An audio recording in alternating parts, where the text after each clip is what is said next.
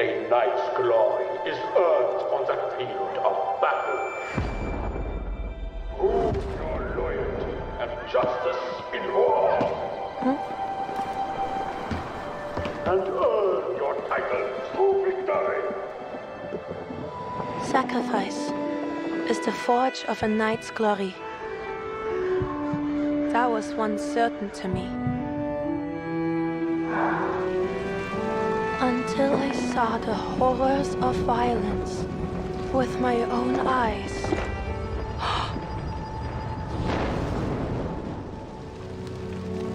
There are no weapons fit to bring us glory. You have fulfilled your duty, my friend. May your soul rest in peace.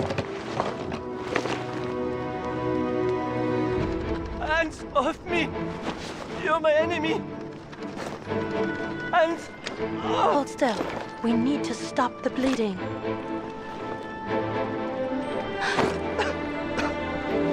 You... Why? Why did you save me? Life is priceless. And I will save every life I can from this war.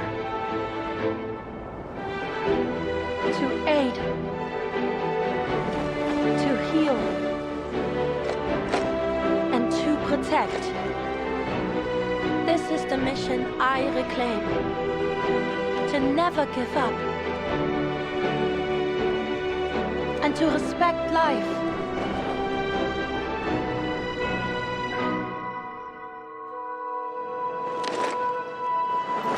Medic!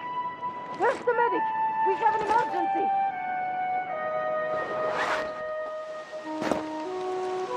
I'm here.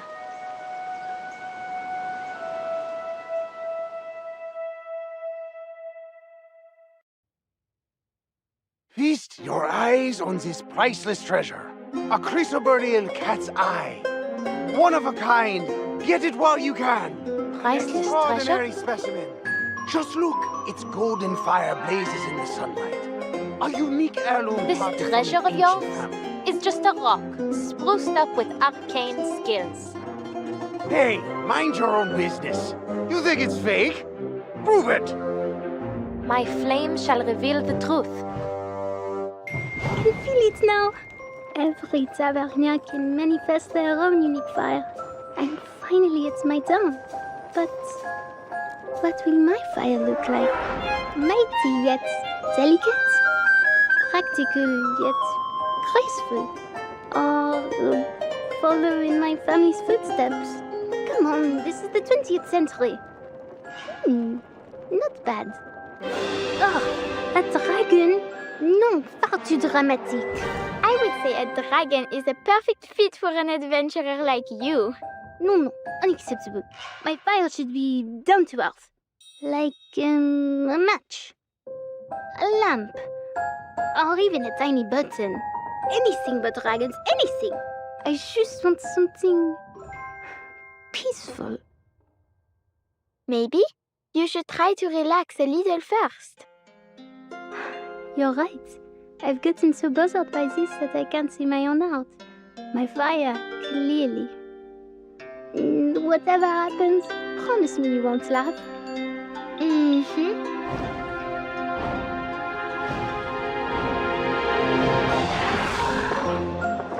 You had to say dragons, didn't you, Cecil? I demand a redo.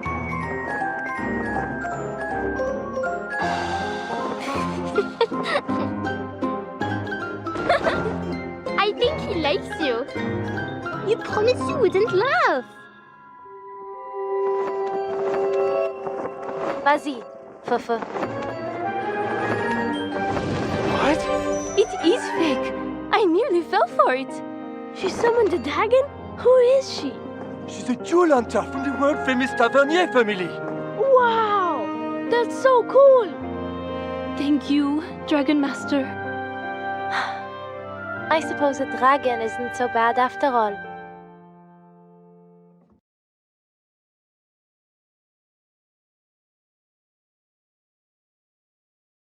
The flow of Numa descends from above and reveals itself before us. Maman is the very best diviner in all Paris. And one Through day, the 10 I'll be Sephira, just as good as the her. world takes form. No.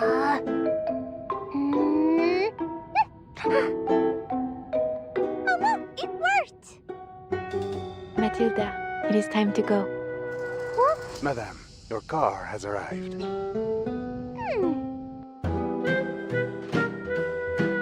as flawless as crystal. Maman, this is the show I picked. Then I will look forward to it. Oh yes, be composed. Be graceful.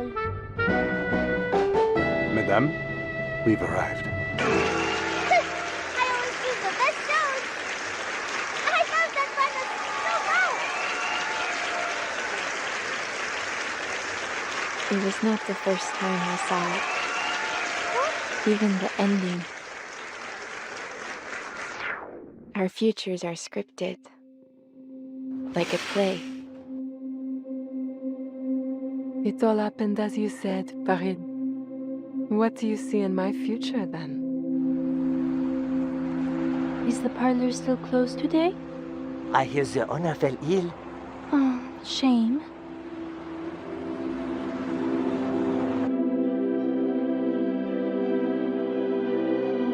Though our paths may change, bending with each choice we make, our destination remains fixed, decided long ago.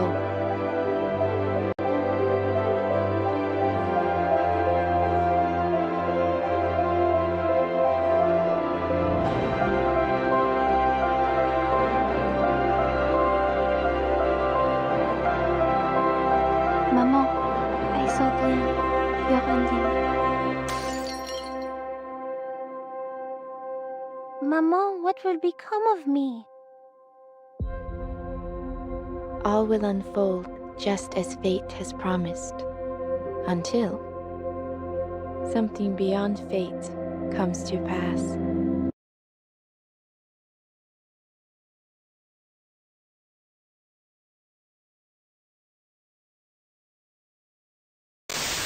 Every day I wake up!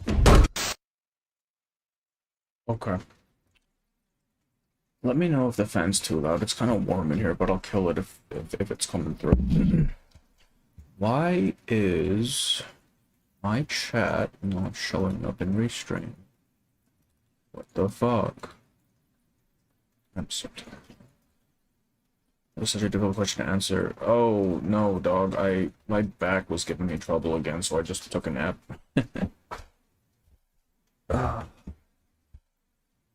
Goddamn. Goddamn. Goddamn. Oh, wait, are these messages from earlier? Is that why they're not popping up? Maybe? Are we back? Oh, we back. Okay, yeah, okay. Now the messages are showing. Perfect. Wonderful. My head fucking hurts, bro. Okay. Night is the best time to release any pent-up emotions. The pain I feel with my arcane skill An hour ago, okay, can yeah. be almost suffocating at first. Yeah, my back was giving me trouble, so I decided, fuck it. I'm gonna rest a little bit. It doesn't feel the perfect heart in the world. It took me a trip to try to do it. It's Melania's birthday. Wow. Look at that. Alright, let me clear out the shit first, and then we'll get right to it. I need this one. Also, how is the sound? Can you hear the fan in the back or no? Like, is it disruptive? Because I can just kill it. The judgment day hath come. His trumpets sound. Oh, I'm so tired. You think Zerkin can unlock her domain expansion if she eats her vegetables? Someone's physical condition. Sure, man, why not? I mean, Vertin doesn't really strike me as someone who'd be picky with food. Like, yeah, she might have favorites, but I think at this point, like, maybe when she was younger, sure, but at this point, no. At this point, no. Take thy sword. Duel with someone fair and square. Don't hear. Really? Shit, it's quite loud on my end, what the hell? The judgment day Alright. hath come. That works. His trumpets sound. Didn't even notice him. That perfect. Fantastic. Don't stick around for a fight you're bound to lose. But if you win,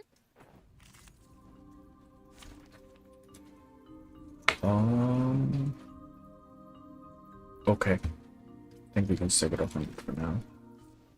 Rain drops falling on my armor. I you as much as I Oh wait, cherish you know what? the elan of Not that. cavalry. Pneuma analysis, or not pneuma analysis. Lucid Scape ends in like 15 days, right? I got time. Greetings. Good evening, Abe. I got Marsha. Who should I use for support if I don't have Butter Page for Barrel Team? Though it may come with pain. Oh, who would you use? I am destined for victory. I honestly don't actually know. Because, I mean, who are the generic supports? I don't know, 6 maybe? Like, I can't think of the last time we got, like, an actual, you know, universal support type character. Usually now they're just for their respective archetypes, right?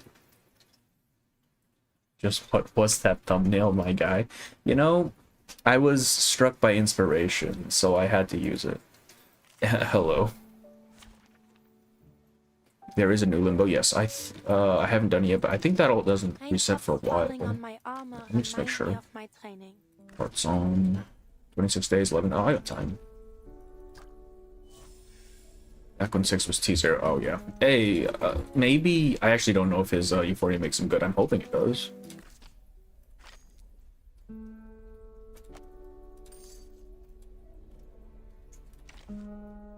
Oh, sure. Sentinel Mulling is barrel last for. Look, all I'm saying is that they very purposefully made it so that Marsha and Barrel can't work together. Am I supposed to? Am I at fault for that? No, man. That's on them. They made that evil, not me. I'm just, you know, following up on the idea. More Euphoria trust. Does Ultimate even still, like, really have a place? Not really, right? Ultimate in general is just, like, whatever.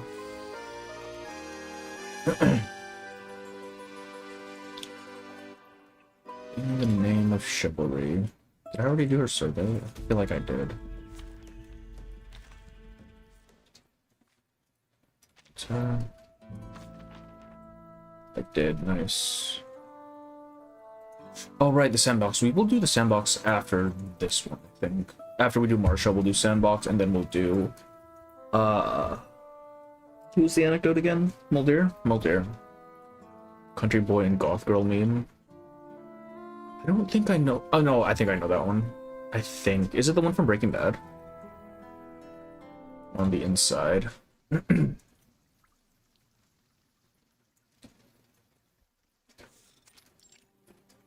Oh, look, it's Assassin's Creed. Ich, Marsha, lege feierlich diesen Eid vor meinen Brüdern des Orden ab. Ich gelobe Treue und Gehorsam, Actually, I have a voice, that's crazy. allen Besitz zu entsagen, für meine Brüder zu sorgen und den Orden niemals zu verlassen. Ich gelobe, den Hochlandorden in Ehren zu halten, ihn treu zu verteidigen und meine Pflichten mit unerschütterlicher Hingabe zu erfüllen. Ich gelobe, diesen Eid ohne Trug zu wahren, den Gesetzen der Tugend zu folgen und den Rat meiner Brüder zu ehren, bis zum Tage meines Todes. How is Marsha's German? But, like, I don't know German, but it kind of sounds like she's enunciating things weirdly. A hand rests on her shoulder, bringing with it the weight of enormous responsibilities.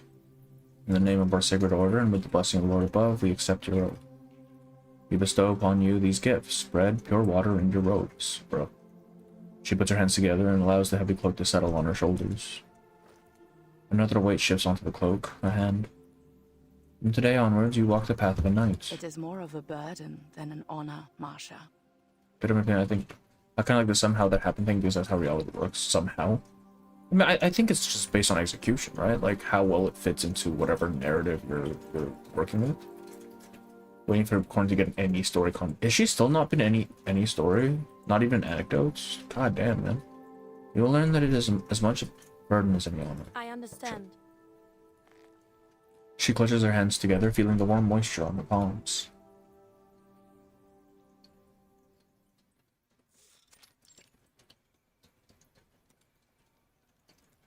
The knight folds her hands once more. A rare peace settles over the safe zone, yet it does little to soothe the dead and dying. So is this right after the Hear my prayer. Brothers and sisters, you have proven your courage this day. Do not fear the darkness. I shall pray for you. May you rest in peace and in the light. She finishes her prayer and opens her eyes, composing herself once more. Since their long retreat, they've been forced to tend to the heavily wounded on the move, but for every soldier they save, another succumbs to infection. You're looking at her perspective. Oh, man. So many lives lost needlessly. If only we had proper facilities or just clean bandages. Foundation brought her to investigate the area with menace. Oh. She lets out a heavy sigh. Marsha moves to comfort her. We've done all we could, Marguerite. There's no need. Every life is precious, but it's not in our hands to decide who lives and who dies. Sister Marsha, Commander Creyas is asking for your prayers. I'm on my way. Marsha looks over the dressing station once more before she leaves.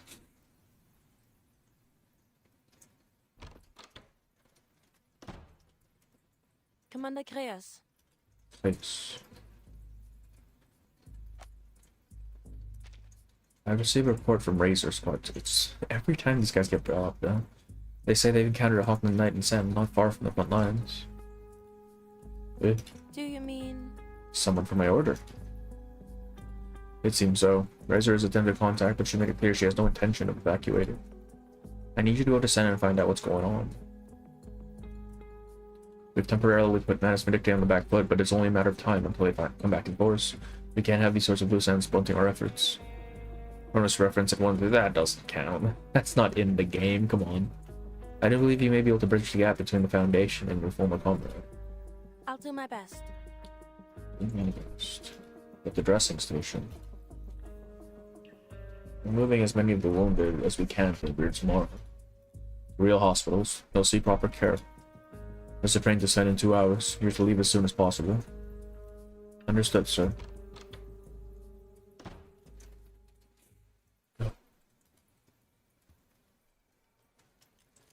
The knight touches her pauldrons as she leaves the office.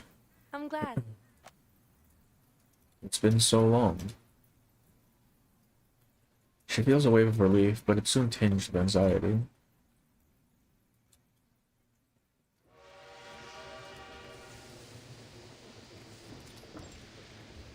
The main chapter, we did see her, Marguerite. The train pulls into the station with a long whistle. Marsha feels the tension in her neck relax a little as she steps off with the rest of the crowd. We're in 3.1. Yeah, 1. Oh my god, he's here. Marsha, you're finally here. Hello, Razor. Razor stands waiting for Marsha at the station. A look of pained helplessness is written across his face. Sure, dude. You don't do anything, man. Mr. Razor, please inform me of the situation in full. We're told about the knight that has refused to speak with us, correct? Well, there's another problem. We've gotten word of extensive movement from Manus Vindicte in the region. An offensive, perhaps, or at the very least, a sizable trooper redeployment. Razor's here, yeah. He's present. Our orders are to clear the area of all civilians, but your old comrade. She refuses to budge. He shakes his head begrudgingly. Why? She won't evacuate. Do you have any reason why? Do you have any idea why? I think that's something only you can figure out. But if her replies are any indication, she seems intent on fighting Menace R, right, bro? What? By herself? That seems entirely unreasonable. Exactly. Now you see why we wanted you. We know that the Knights of the Auckland Order are powerful. We're living proof of their capabilities. But we can't just let her charge out alone against Menace. It'll put our operations here at risk.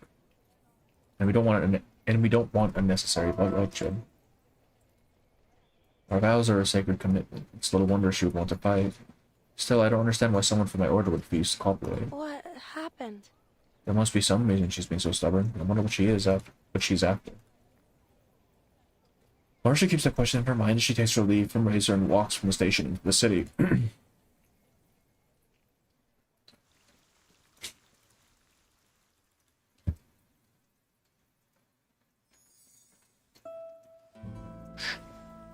Oh, I heard the mini game for this is fucking awful. Is this what it... Huh?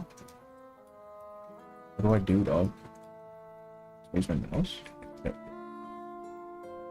Or I can just... am I supposed to collect these?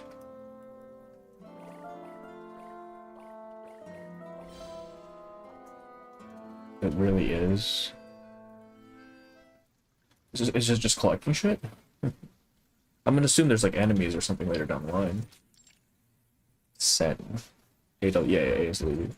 Sen has already seen the full brunt of arcane warfare, their after effects turning the streets into a twisted mockery of their former existence. But the Foundation succeeded in getting most of the population out before the fighting got too close, leaving the area like a strange, lifeless moonscape. How would they know what the moon looks like? It's too early for that. When they make Razor playable and give pay for it, they should make him go well on the team. I mean, he is a Razor squad, technically, right? He's an intern now. It would make sense. Marsha stands at the crossroads, taking stock of her surroundings. Closed doors, dark storefronts. Occasionally, life stirs in the form of passive refugees trudging their most treasured possessions towards the evacuation points. Can't wait for the face reveal. That'd be kind of funny if they just never revealed his face, even after he becomes playable. Has she already left? It became as random nonsense. They're just doing anything. Stas, wait. The shot comes from the end of the street. Marsha turns alert and ready for danger. No sooner does she turn than a tiny form slams into her leg. Watch it, lady. Don't you know there's a war coming? Why did they make the kid, like, super cute? Look at him. Jesus. The boy tumbles out onto the street, along with his felt hat and everything he's holding. Like, they made him look of ghost level. Excuse me, is everything alright, young man? You heard it all. Marsha crouches down to inspect the boy. Leave me alone. Someone's gonna catch me. The boy gathers his things in a rush. Hold on. Like, most of the time whenever we get a child NPC, it's like those, like, faceless little freaks. Goddamn. She grabs the boy just as he is about to run, nearly causing him to stumble again. His mother runs towards him out of breath. I think a better way to put it. That's just her consuming emotions of others. Is that what she does? I thought she just suppresses her own emotions. Razor XJ's low K-Peak. Can I call you that? What happened? Why are you running around out here? This place isn't safe. You should go home to your mother. The boy twists with all his strength to break free from Marsha, his thin face flushing. Seeing that he can't escape, his shoulders slump in frustration. I just wanted to deliver a gift. In mind, okay, yeah, makes sense. A gift. You little brat. The boy's mother at last catches up, puffing with both exasperation and exhaustion, and gives his head a smack. Thank you so much, madam. I swear I look away for just 1 second and he starts charging into trouble. I wasn't charging into trouble, I had to deliver my gift. You always tell me to keep my word, well, that's what I'm doing. Razor, J.A. Knight, Marsha team full of knights. No, you gotta throw Anjanala in there, man, just for the fun of it. There's no time for that. What if we miss the evacuation train? The boy pouts, but he has no argument. Don't worry. You should let me know what's going on here. Please don't worry, I'm on a mission from the same Pavlov Foundation. Yo, Maggie, how are you? Welcome in. Marsha points to the badge on her chest. I'll do my best. If it's something as simple as delivering a gift, perhaps I can help. Really? The boy wrings himself free and offers Marsha the item he had been carrying. Is this a shield? The construction is somewhat rudimentary, made of welded steel with an old belt for a strap, and it's on the smaller side, only as long as her forearm, but its purpose is unmistakable. Red paint twists into a shape across its rough surface. It's difficult to make sense of it, but it seems to portray the silhouette of a building on a hill. My little Stas had a bad fever. With the way things were, we were worried we wouldn't be able to get him to a doctor. But then we came across this woman. She was wearing armor just like yours. The woman points towards Marsha's pauldrons, a bit surprised. She healed Stas, and to repay her kindness, she wanted to give her a shield and a charm. My husband, he helped to make it from an old buckle. With the evacuation order and all packing, we haven't had time to give it to her. I put it away for later.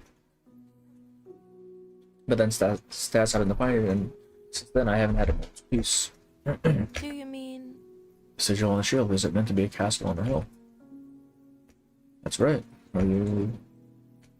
Yes, a fellow member of our order. I'm looking for her. Have you any idea where she is, and did you happen to get her name?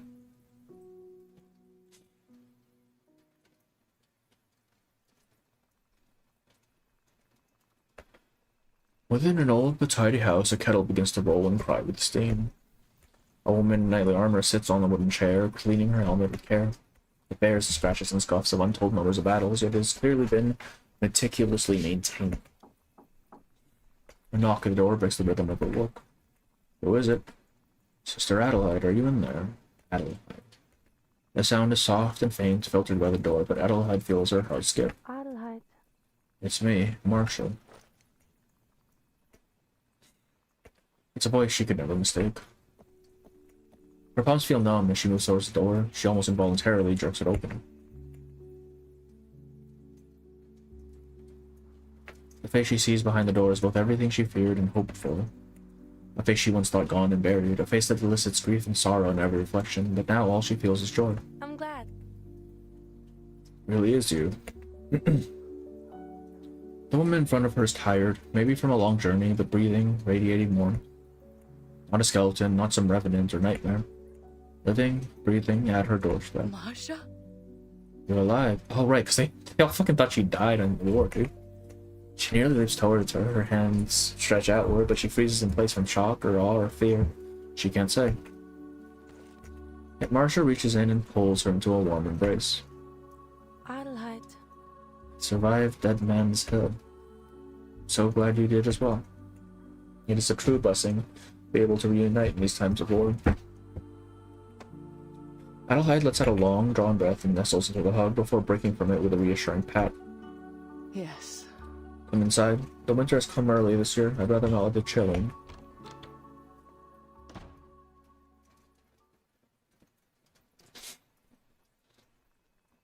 I have something for you. A gift of thanks from Stas. The rough shield is delivered to the knight as promised. Adelheid takes it and turns it in her hands. I'll have to give him a proper thank you, should we ever have the chance to meet again. His family has done me a great service. They helped me find this place. However... But Marsha, I must know, how did you manage to survive? The question is asked alongside an offered cup of tea, the curling steam masked the betrayal at the heart of her answer. I was injured during the fight. When I went down, I thought perhaps I would die, but my armor had saved me from the worst of the damage. I used my training and waited. I just lay still, sealing away every thought and pain in my body until a medical team from the Foundation discovered me. I recovered under their care. But your armor... This was all that was salvageable after the medics cut me free, but I could never fully part with it. The suppressing thing, yeah, that's what I thought her main thing was. Because that's what she did with Charon as well. Not that it matters much. Armor's more of a hindrance than an aid on the battlefield now. It's an order thing, I think. We always clung to our traditions, perhaps even after they were no longer of use. She studies Marsha as she speaks, taking note of her uniform beneath the pauldrons. No longer a knight, but not a soldier either, a nurse's frock. And on this new uniform, an unexpected badge, one she immediately recognizes with a stir of aversion. Why? Why are you out here alone? Where are the other members of our order? Adelheid takes a long sip of her tea, as if trying to swallow down questions she hasn't yet found the courage to ask. The order... A lot has happened. I suppose, first of all, I am now its acting Grandmaster, bro, they're all dead.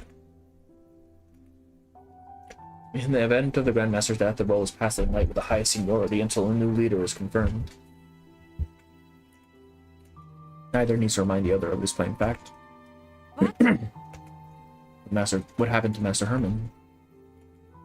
It is as you fear. He's dead. Marsha can't help but draw a sharp breath. What happened? When did it happen? Less than a month ago. I heard nothing about it. Everyone thought you were dead, bro. Surely you know that Manus Vindictae rose out from the shadows, so they've unleashed this war on all of humanity rather than face the consequences of their manipulation. But their earlier infiltration was deeper than anyone had known. Every communication network has been compromised or crippled, including ours. You've been away for the Order for too long. It's only natural that you wouldn't know. Marsha tightens her grip on the cup. There's a needle-like accusation in her words. Master Herman had led for more than a decade. Though as a young novice and later nights she had little direct contact with. But she knew, as all young knights of the Order did, that Herman was a model of chivalry, brave, loyal, strict, and maybe a little too rigid, but a man worth looking up to. How did he die? The idea that a man of such virtue and wisdom was gone, that he had fallen in some godforsaken battlefield, twists in her heart. He was killed in our very castle. Whoever did it framed things to look like a suicide, but I saw the scene with my own eyes. There was a struggle in that room. However... But the Order was under pressure from the government. The others decided to brush the investigation under the rug rather than face the possibility that we had been compromised like the army. I went through his letters and diaries. He had already noticed the shadows of Manus Vindicte operating in our ranks. Master Herman was loyal to his oaths and to us. He must have been attempting to expose them. The Order... But even so, once the military's involvement with Manus was revealed, things started to fall apart. There was only one thing that all of us realized. We had been betrayed. I'm calling it now. Adelheid is the traitor. With the armistice coming, we withdrew from fighting to determine what to do next. But even as we left the front, the divisions began to show. Some wanted to return to Hohenschloss and build it into an independent state. To carve out our own personal kingdom as it was in the ancient past. I disagree. And they learned nothing from the war. How were mounted knights supposed to rule in a time of machine guns and tanks? Yes. I think they understood the futility. Maybe they even realized how foolish they were being. But when all else falls apart, people often turn to nostalgia and tradition. They faced into the bleak future and chose to believe in an idyllic past. But there was a greater tragedy. Manus Vindicte had beaten the main force home. They ransacked the castle, killed its defenders, and left it in ruins. Adelheid puts down her cup. Its bottom clinks as it hits the table. Centuries of wealth accumulated by our order, and all the rewards of its glory were gone.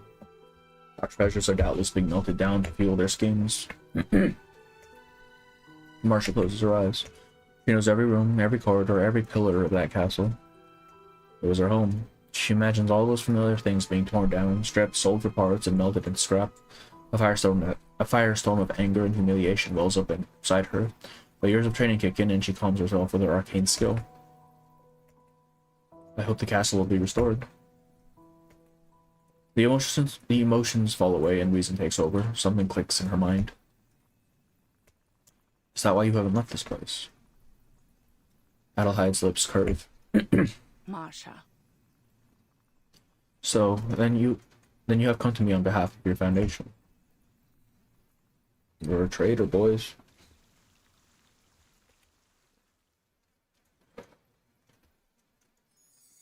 Where do we stand?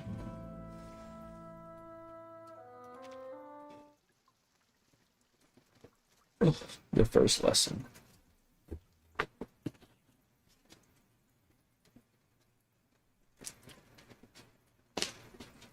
Marsha falls silent. She looks at Adelheid, and Adelheid looks back, measuring her. I won't deny that I was sent here by them. Then at the very least, you have not sacrificed your honesty along with the rest of your sacred vows. Damn. Alright, thanks, bro. I would never lie to or deceive another of our order, least of all you. But... There's no contradiction between my mission and my loyalty to you. Adelheid, you raised me. The order gave me a home and a purpose. I will always care for you and the safety of our people. She chooses each word carefully but sincerely. Her mentor holds a long silence, leaving only the sound of the windows rattling in the wind. At last she breaks this quiet with intention. In 2 days, a convoy from Manus Vindicte would pass through Rajoa, carrying all that they stolen from us. As acting Grand Master, I cannot allow them to escape with their plunder, not after failing to prevent the raid in the first place. I will not allow this opportunity to pass untaken. Manus Vindicte has weapons enhanced with arcane skills. You're only one knight. You can't do this alone. The danger is too great. Maybe you can work something out with the Foundation so that... Danger. Adelheid repeats the word under her breath like a rebuke. They killed Master Herman and violated the sanctity of our home. If our vows mean anything at all, I must answer these transgressions. To leave without avenging it. Dies ist die schwerste Gefahr, der sich ein Ritter stellen kann. Okay. The order may be much diminished, but we are not so base as to ask bureaucrats to fight our battles. Adelaide's words land with weight. Her expression is cold in point of fact. The warmth and joy she had shown to Marsha is gone. Now she speaks to her as she would, and certainly has to many other St. Pavlov Foundation employees. I'm sorry, I shouldn't have brought it up. The pale sunlight outside the window cuts deep shadows across Adelaide's face. But then Marsha notices something in that cold detachment and pulls her friend's closed fist into her hands. Marsha. Anger, sadness, and disappointment begin to pass through their interlaced fingers into the young night. The older woman exhales, relieved. Her emotions, too long dammed up, are now passing. Okay, so they can not take their emotions. All emptiness emotions.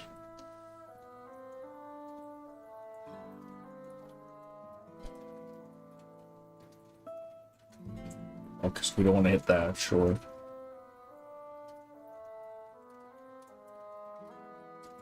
Which one is emptiness? Oh, this one.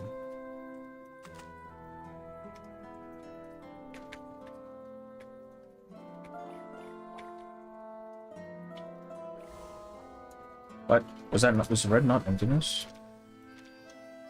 Yeah. Give me the fucking... Yeah, what? It's the red one. Is it not? What? Oh, I have to be bigger than them, I see.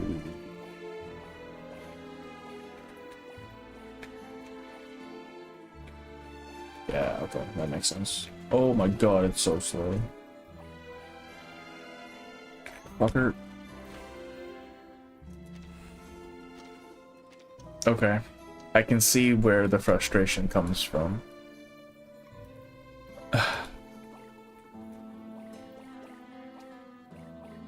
Is there a power up?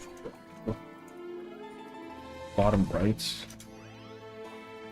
Oh, does it just make it? Okay, it makes me faster. Maybe I should have waited. Where's the 30? Nope, nope, nope, nope, nope, nope, okay. Leave me the fuck alone. Okay. Alright. Why are they all clustered up like that? Fuck you.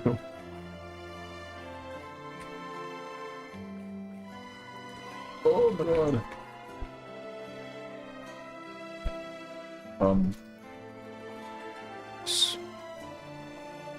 Some of the red thingies, yeah. It's at 300. I need to hit 300.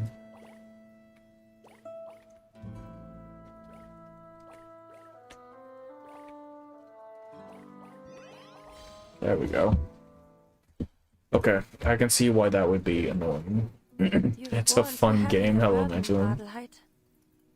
I was using the USD. We are sworn to carry each other's burdens. You may doubt me, but I have not forgotten my vows.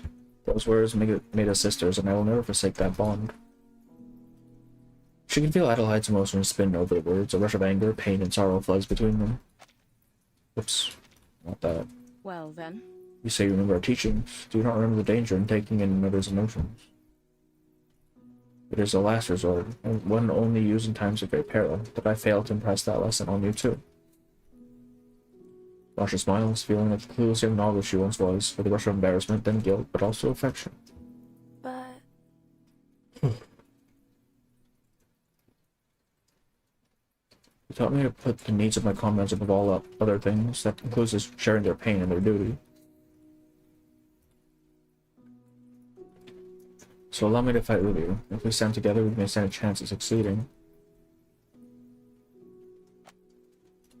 I won't leave you to fight this battle alone, sister. I don't presume to think I could tell you no. You'd never listen to a word I've said.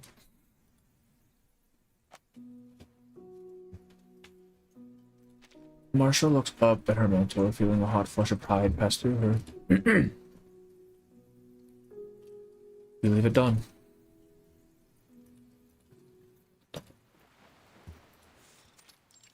Outside Hoheschloss.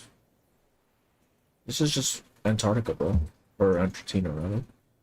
They go crashing into the waves on the rocky shore, does its best to drown out the little whimpers below. Marsha. I knew I'd find you here, Marsha.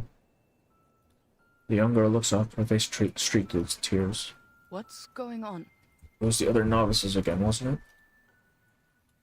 Marsha wipes her tears with her sleeve, but the spray of seawater has left her robes too damp to dry her face. What should I do, master? Adelheid lowers herself to the rocky precipice along with her. What do you think you should do, Sister Marsha? I tried to leave them alone and just do what I'm told, but... I'm afraid not. No. A warm, broad hand brushes the girl's tears. She looks up at her caretaker, confused. They upset you because you allowed them. You showed them fear and they seized on it. Wolves do not strike a standing deer. The hunt begins only after they put them to flight. And be as a stag in the forest. When they push you, show no fear, turn your antlers on them, fight back. But they're taller than me and stronger. Strength will come as you train, height too, so long as you remember to eat your vegetables. Show everyone that you won't be trampled underfoot. You may howl and bark, you may even lose a few battles, but you must show them above all You else. have the courage to fight back. You are to be a knight, Sister Marsha. A true knight does not falter, nor does she pout. Adelheid offers a reassuring pat on the young girl's shoulder. I know, I want to become a true knight, brave and strong. She says the words of both innocence and ambition. The waves crash against the rocks again, like the drumming of a coming battle.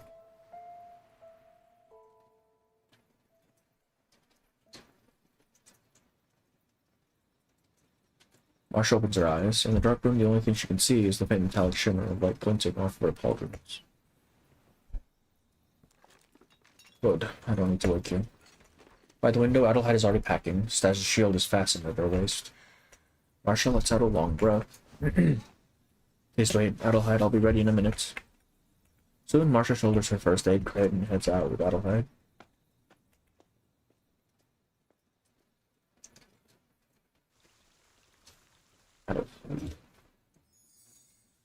Where was the second lesson?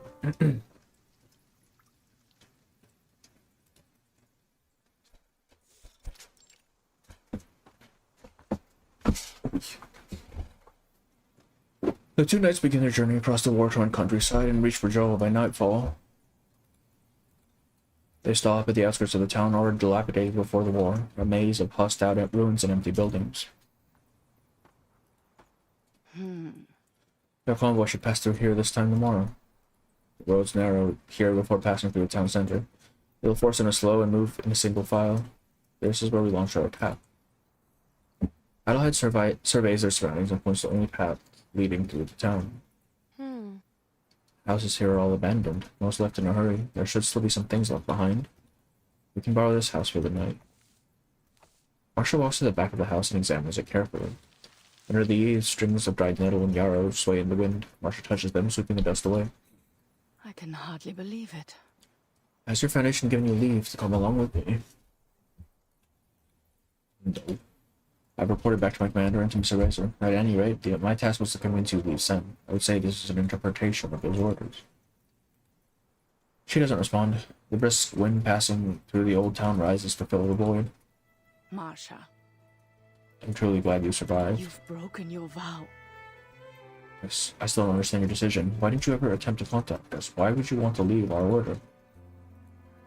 I shall never forsake the order, nor shall I hold fealty to another. Marsha had made these solemn oaths the day she became a knight.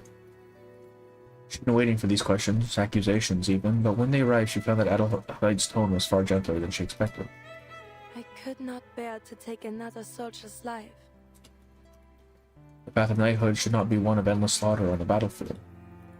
If I returned to the order, if I had stayed a knight, I would have been forced to fight, kill, and die. Absolute loyalty to the order and unquestioning obedience to its authority. That was the demand made on all those who swore its oath. One of the few she ever doubted. I've dealt with this foundation of yours before. I admit their intentions seem noble and they have done some good. Yet I also know they've been recruiting soldiers and amassing military strength. I'm afraid not. The Foundation will soon command an army, moving between countries and acting according to their own authority. An organization with no oversight and no accountability. In many ways, they're as dangerous as Menace Vindictae. I agree entirely. But I have chosen to put my faith in them, what my own eyes have seen of their work. And with the Foundation, I'm free to do the work I believe in, to save lives, not end them. I can do so much more with them than I ever could before. Everything, why are you doing that? What? Her mentor shakes her head ruefully. She's doing her best, man. What you've done is without precedent in our order. I understand. Marsha doesn't rush to persuade her. She only focuses on what would matter most to her. I never truly abandoned my vows as a knight. I'm worthy for the sake of the order. Adelheid. What are you going to do, Master? The woman pauses, composing her thoughts and visions for the future. After I reclaim our treasured relics and return them, I will begin a search for all our scattered knights. I don't know what comes after that. I will allow our future to unwind as it will. Though I'm certain does not include setting up our own feudal state out of an old castle. Marsha noticed the confusion in Adelheid's words. Grandmaster, may I share my thoughts with you? Yes. I want to rebuild the Hochland Order as a humanitarian medical relief organization. That way, our knights can be freed from further bloodshed and return to the Order's greater purpose. She gives weight to the young knight's words, whether out of respect or genuine consideration. I cannot approve that. That is not who we are, sister. Marsha had expected her mentor's reluctance, but she purses her lips and doesn't back down. Adelheid, please consider the possibilities. I have given this a great deal of thought. I still remember. Since joining the Foundation and assisting people as a medic and a nurse, I've had a chance to reflect on the things you've taught me. You told me yourself that our order was founded as a place of healing for wounded soldiers and victims of war. Couldn't that be true again? Adelheid goes blank. A familiar look of forcefully suppressed emotion crosses her face, and she simply turns and walks into a nearby house. It's late. We need to rest. Marsha remains outside the door and lifts her gaze. Low clouds drift overhead like the palm of a giant, ready to close in, offering no escape.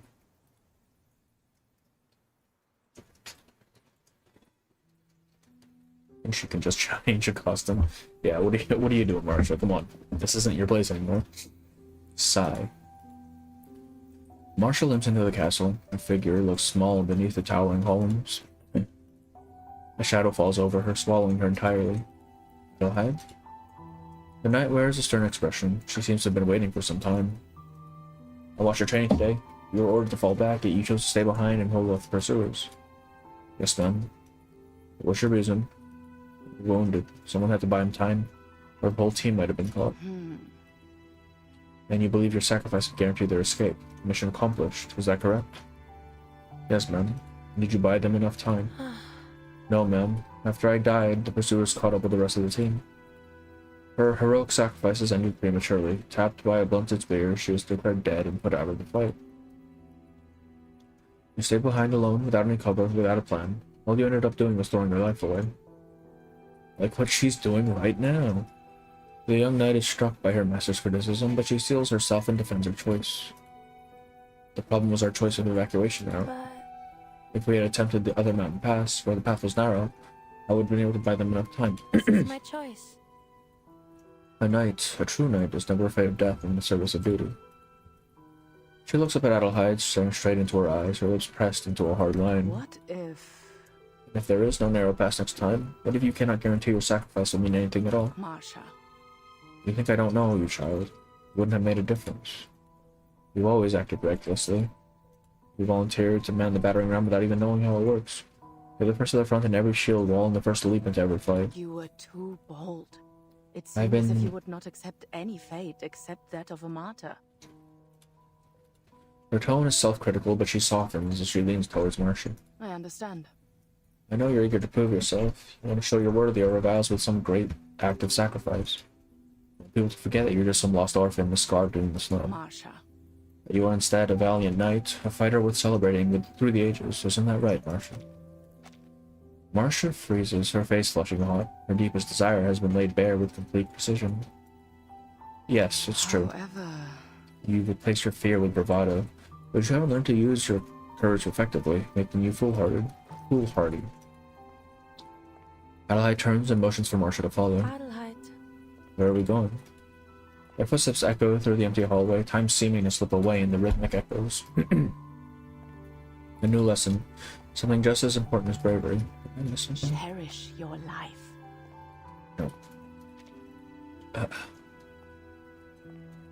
Before the latest chapter, what? Wait, what do you mean? Oh, it's a story between chapter 11 and 12. It seems to be before, like, immediately before. Marsha, do you know why the Hogan Order was founded? I still remember. It was created to tend to wounded soldiers. I think it's time I teach you its history in detail. Adelaide stops and opens the library door behind them.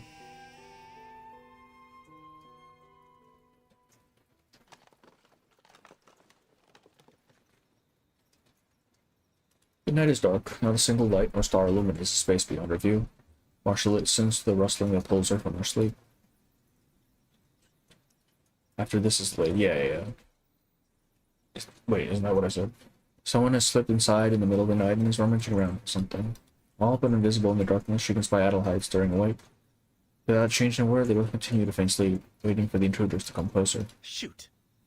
Nothing here. Don't wake them up. The low whispers come from two men. They creep towards the cabinet above the knights' heads. Maybe that's what they're after. If it's not here, we have to get back. Why did I hear him going? Before he can finish a sentence, the frightened man suddenly realizes he can't move. His body is pinned to the floor. He turns his head. Yeah, there is a gun. With difficulty, only to see a gun press against his partner's head. We're only looking for medicine. We don't need any harm. The red-haired woman tightens her grip on his wrist. Medicine? Why?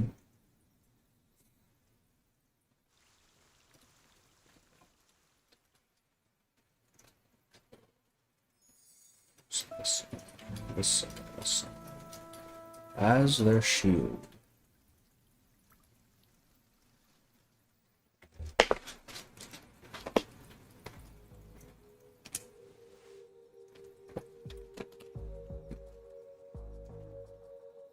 Marsha presses a piece of gauze to the man's cheek, cut from the rough wall she pushed him into. Adelaide holsters her pistols and folds her arms succinctly to the men. Why do they have guns, bro? My name is Mikhail, and the man you're pinning against the wall is my comrade, Alexei. We're from nearby, Dorovka. Are you soldiers? Yes, we were in Brest when the armistice was signed. At first they sent us back to recover at the hospital in town, but then things started to fall apart. We've been looking through these old buildings for medical supplies, anything we could use to help the wounded there. We thought maybe we could bring them back something before we got out of here. The hospital is really desperate for supplies. What happened? Mikhail glances between Marsha and Adelheid, and his eyes brighten when he notices the badge on Marsha's chest. A few days ago, there was chatter that Menace Vindicte was launching an attack, but no one took it seriously. We had thought they were on the run. Then they hit us in force. In just a few days, the old remnant was left with the army and seized control of all the supply routes. Now they're squeezing the life out of every last pocket of resistance. We know they'll hit Dorovka any day now, but there's no way to evacuate the wounded safely. Ma'am, you're from the St. Pavlov Foundation, aren't you? I recognize your badge.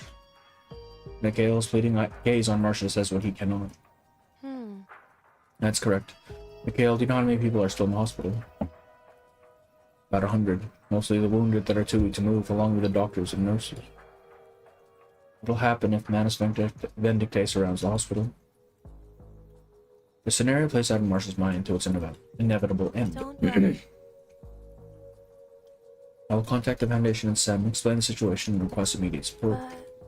They won't have time to get here before Manus. Before then... Marsha looks at Adelheid. Her head has dipped, heavy with thoughts of her own. Mikhail, I need to discuss this with my comrade. I'll do my best. If possible, I will join you at the hospital and do what I can to assist you with the Foundation lives. Thank you. Behind them, Adelheid has opened the door and briskly stepped outside.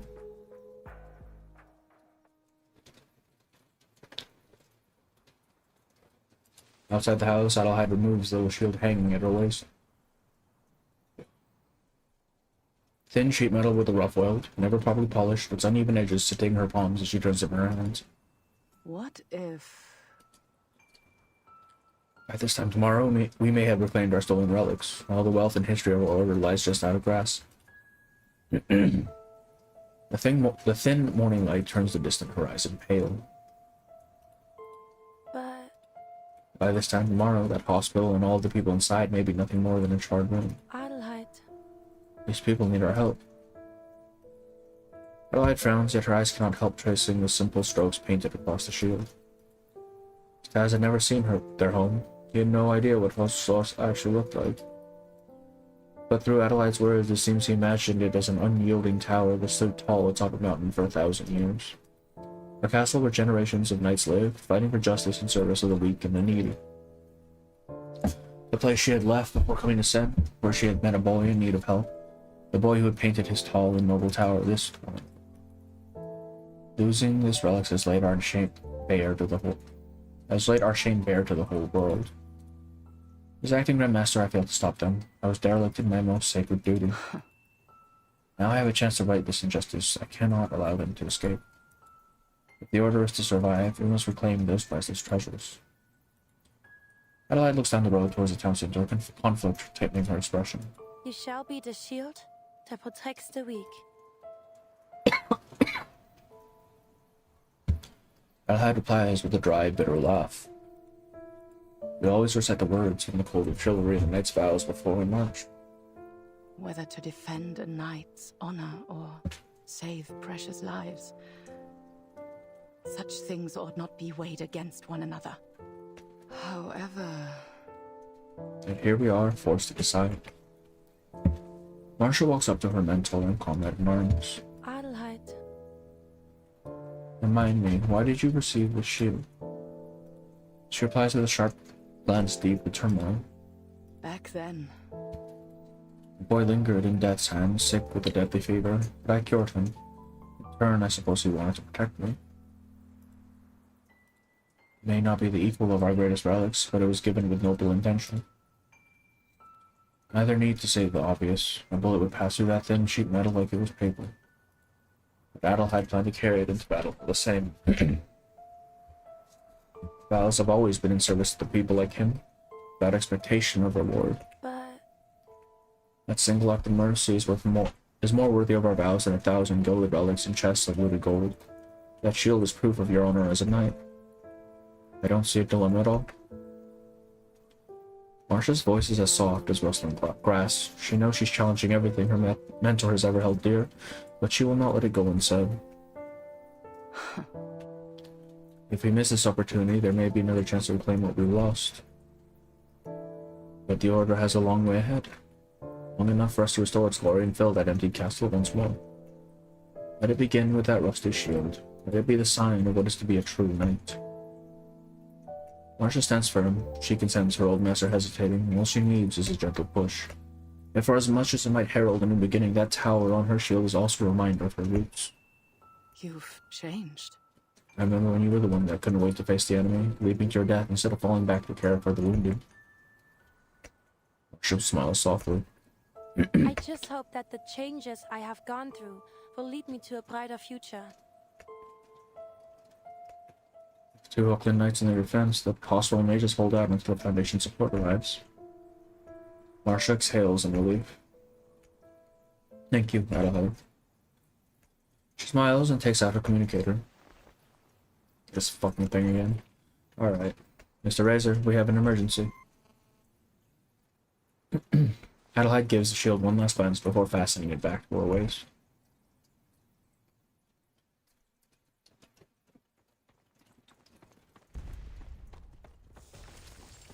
Combat Hospital to Rovka. Four of them waste no time and reach Rovka by noon.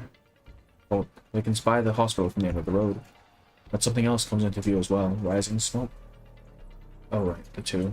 They're already here. Hold on!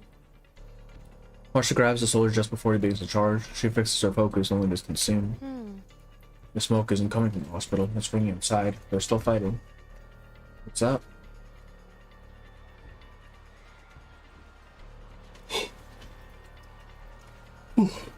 In the bright flare of exploding grenades, hardened steel flashes silver, and horses pant and whinny as they pound across concrete. It can only be the Order. They're here. They're fighting Manus Vindictor. Adelaide's voice lifts with each word. What? And there were other knights nearby. After the initial shock, Marsha nearly cries out in joy and relief. Let's move. She She releases Alexa as they all begin to dash forward towards the battle. Adelheid follows a few steps behind. She can see Marsha from the back. All of a sudden, it seems as if she were that foolhardy girl once more. By then, the wind lifts the edge of her grayish-green coat, revealing a glimpse of the nurse's uniform beneath.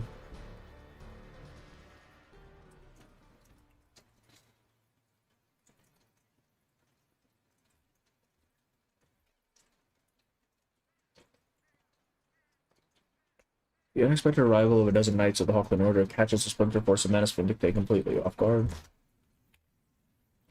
Outside the hospital, the knights mop up, ensuring the threat is completely neutralized. Mr. Reza. Hospital is safe. We've run off the madness off for now, thanks to the Hawkland Order. I need to speak with the head of the hospital and assess our situation. Reinforcements will arrive soon.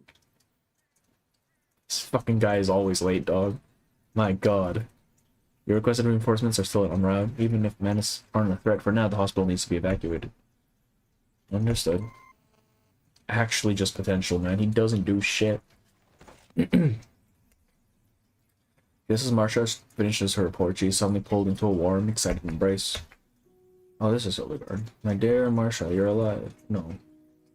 Who was the one she mentioned before? Was it Hildegard? She'll have to be late. He's literally saving the world left and right. Yeah, apparently. He's just too busy, dog. A familiar face brightens on her like a golden sun. Her childhood sparring partner leaps forward toward her with a beaming smile. Marsha hugs her back just as tightly. Yes, Elder, I'm alive. I'm so glad we found you here. But why are you here? It was an accident. We weren't supposed to come this way, but we heard from some of the evacuees that the hospital was in trouble. We rode as fast as we could. God be good, we made it in time. Thank goodness. On top of that, to find you and Master Adelheid together, it is truly a blessed day, sister. Adelheid does not interrupt the reunion between comrades. She listens to Hildegard as the victorious warrior beams with yet more words of joy and knightly elan, drifting deep into thought.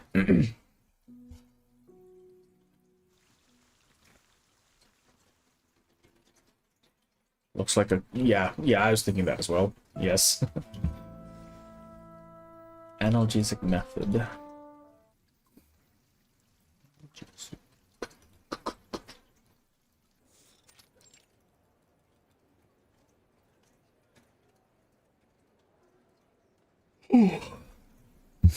Although Manus Vindicte has been driven off, the battle has only worsened the hospital's condition.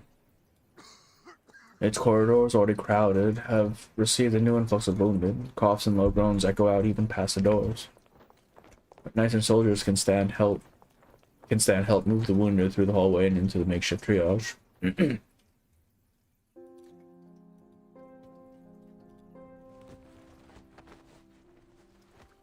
We have to go, or we're all going to die. The soldier on one of the beds suddenly thrashes upright, shoving away the nurse who is trying to stymie his bleeding. The nurse grips his shoulder to steady him. Another doctor rushes over with several strips of cloth, trying to tie the soldier's arm to the side of the bed. But he only struggles harder.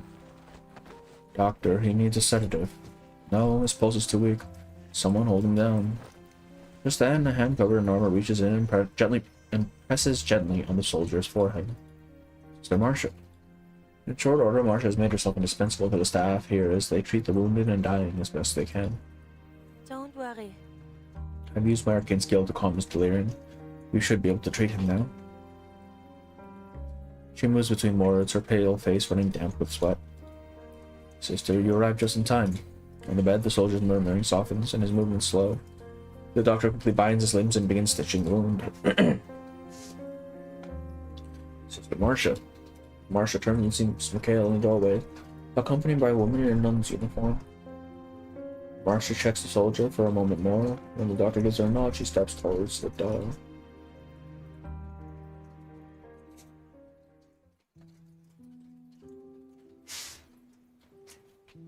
I am Mother Superior, then you must be the woman from the Foundation. She takes hold of Marsha's hand in a firm but gentle grasp. God bless you for what you've done here. I've done very little, Reverend Mother. The Knights of the Hawkland Order arrived before we did. But more support from the Foundation is on the way. They should arrive before nightfall.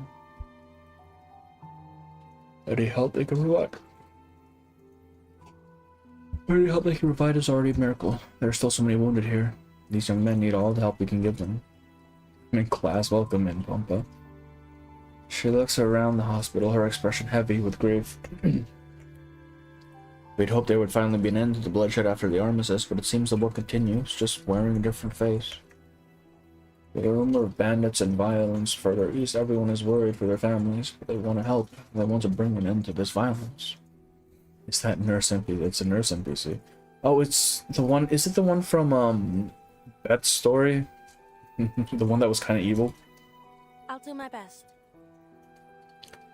I'll see about securing their passage home, Reverend Mother. I'm certain the Foundation will appreciate whatever help they can offer.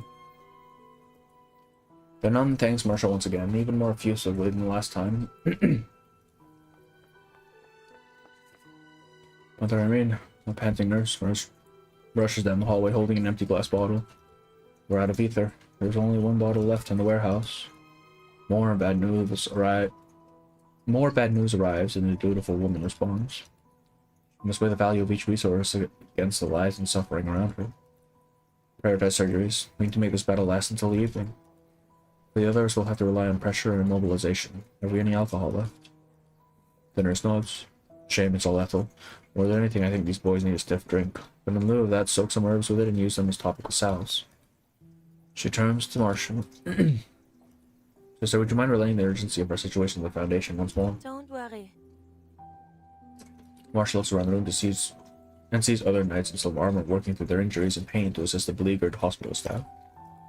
She tightens her trembling hand and makes a resolute decision. Reverend Mother, perhaps there's something more I can do. Why did the music just cut out like that? Absorb all guilt emotions. Which one is guilt, bro? Wait, stop. It's the dark red. Please, okay, so it makes you smaller. Come here. Yeah.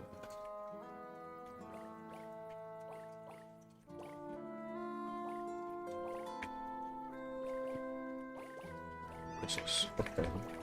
What is this one? Oh, it absorbs. I see.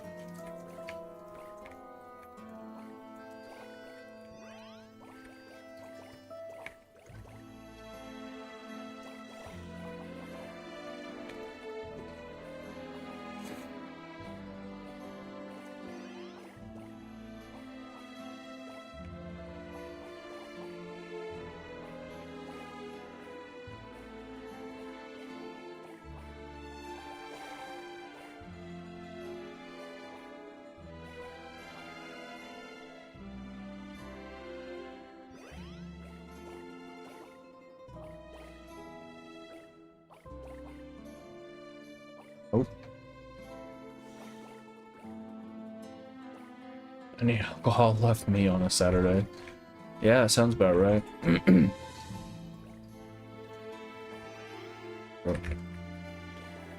me my shit, bro.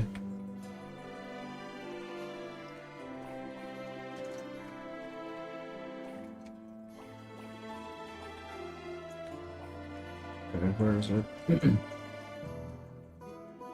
There it is. Easy. Easy. Early in the morning, Adelheid moves through the hospital, searching for someone. Sister Hildegard of St. Marsha.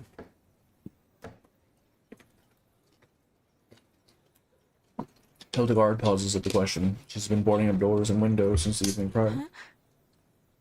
I passed by her about a half hour ago. She was coming out of the operating room. Why? Haven't been able to find her. What's going on? What's she doing in the operating room? Oh, I can explain. A nearby nurse pushes a medicine cabinet as a brace against the door and joins the conversation. After we ran out of anesthetic last night, Sir Marsha offered to use her arcane skills to help the men through their surgeries. Last I saw her, she was headed to the storage room. Adelheid exchanges a knowing look with Hildegard, her eyebrows knit tightly. You have any ice, nurse? We need a bucket full or more. Nothing we can spare here, no, but some of the soldiers found an ice room in the cellar of an old building nearby. It's quite large. I think perhaps it was for a restaurant. We've been sending parties to collect ice from it from time to time, but there should still be plenty left. What do you need the ice for? No need to worry. We'll take care of it. I'll kill the guard, fish of ice, and bring it to the storm's room. Now. That foolhardy girl. She's pushed herself far beyond her limits, I'm certain of it. Now she can even move for all the pain she's taken in.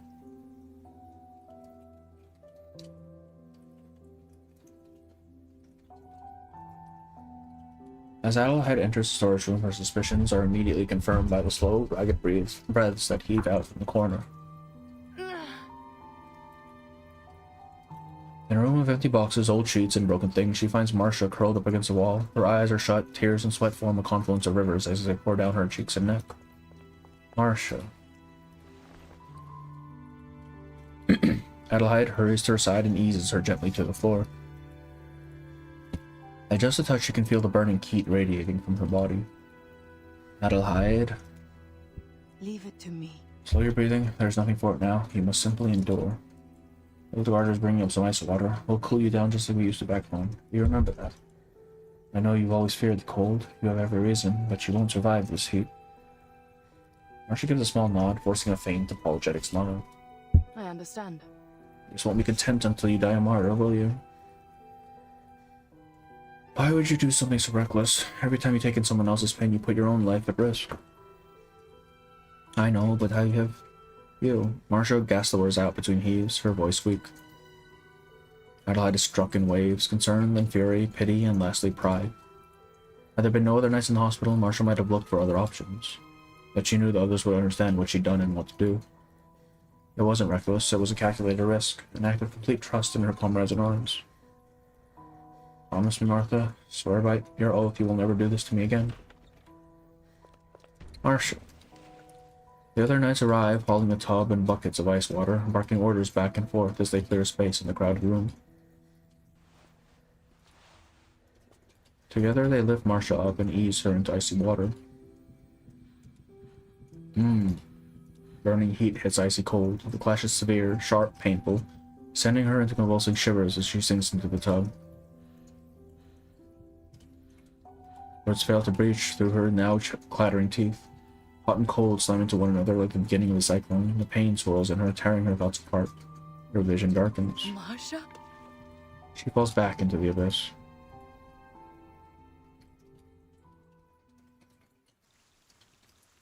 To be continued.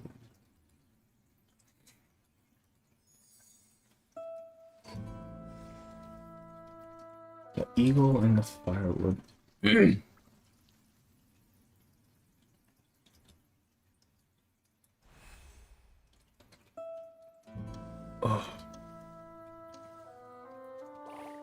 Alright, all negative emotions, bro, please.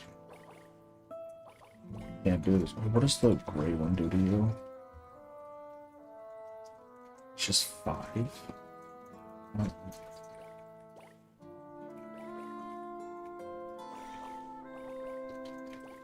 So basically I have to have 5 more, or 6 more of anything. Is that how it goes? Oh my god, they get bigger. That's dumb. What the fuck, bro? At least they're slow.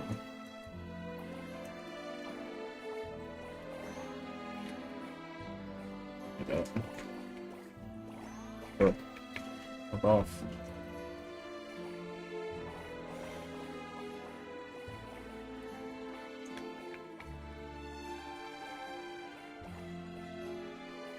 Oh, I see. So basically, we need the gray ones to not hit 5.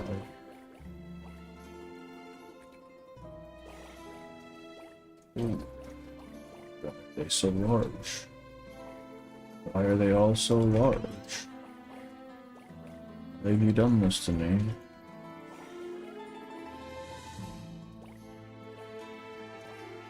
Okay.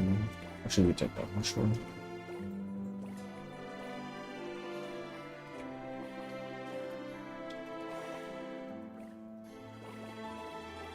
Those ones are just insta-cover you.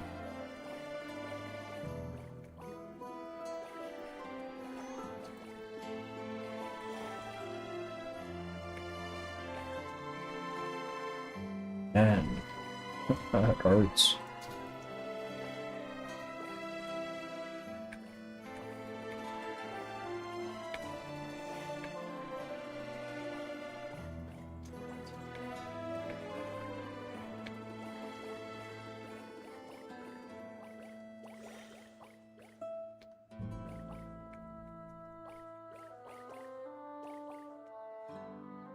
It's 101. Oh my god, it's getting harder.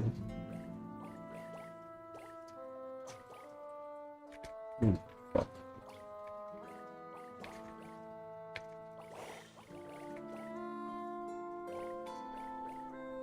Got him.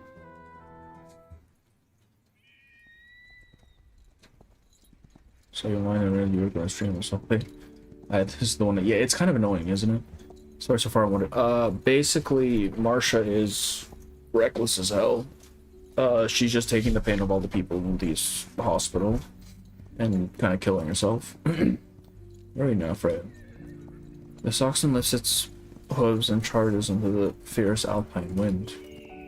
Above them, an eagle flies, its broad and powerful wings cutting through the sky like a golden arrow. Look above us. It's wonderful to see Verena flying so high after her recovery. And now she's unconscious. Marsha gazes at the soaring raptor, her young face lit with excitement. Marsha the goat. She had found the injured eaglet beneath a mountain ridge a month ago and took it under her care. Now, as if a gift in honor of her 18th birthday, her charge once again takes flight. A good omen, she hopes, for her own ceremony. With the swearing of her sacred vows to the order, on this day, dressed in her finest robe, she will become a true knight. Today, Freya had become a knight of the order, sworn to fight in its honor. I submitted an application too. If the Grandmaster accepts, I'll be trained as a pilot. Brother, what are these knights? They have guns and they have pilots. It's 1.5 CG, yeah. She leans down and shares her secret dream with the horse as they ride forward. I just hope that I'll fly through the air just like the rail. Can't even imagine what it must be like to see the world from above. They say that once you're high enough, the whole world looks just like a moss growing over a rock. The young novice spurs her horse, giving chase to the triumphant eagle. She's about to become a knight, and soon a pilot flying over the field of battle. With the wind whipping past her ears, she feels as if she's already flying, riding the wind through fire and blood towards her future glory. skill and courage alone. Similar to the horror, yeah, basically. Up there in the sky, skill and courage alone. Up there, she can bring victory and honor to her order and her nation. She loses herself in the vision. In her mind, she imagines herself as the eagle, looking down at the world as she swoops between the clouds. The boundary between earth and sky dissolves. Her dream feels close enough to touch.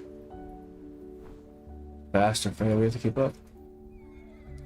Horse answers with a loud neigh. It sounds like an agreement. She races wherever the knight's heart leads them, swift as a flash. No field is too vast for them. Glory, bravery, loyalty, these are virtues and the triumphs of a knight. Galloping hard, Marsha believes her path lies wherever these words guide her. At last, the eagle becomes no more than a gray speck on the horizon, and Marsha allows her steed to slow and rest. Her dream flies off on the back of those golden wings until... Yeah, I think it's right before the minstrel. There you are, Marsha. Marsha snaps out of her reverie. She dismounts in a flash and rushes towards her teacher. Adelheid.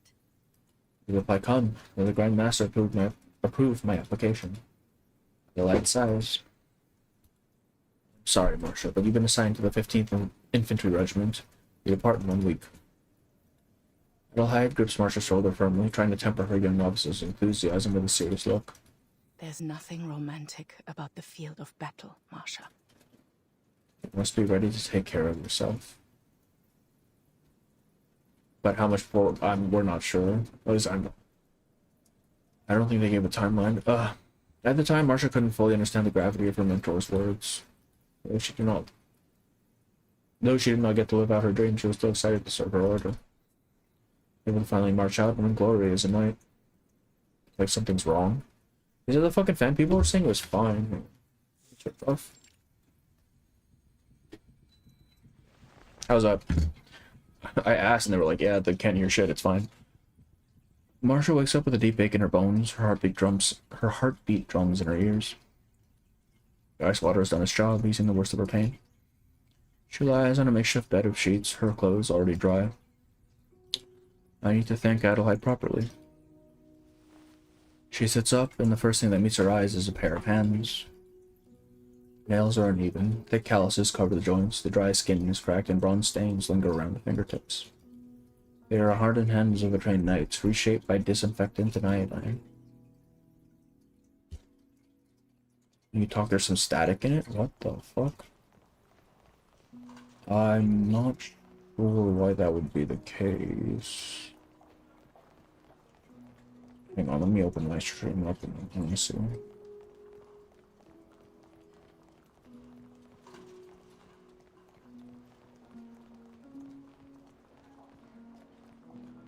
Test, 1, 2, 3, test, test, test.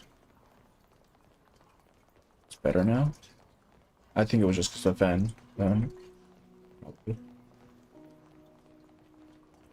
Yeah, it was a fan. Okay. Cool.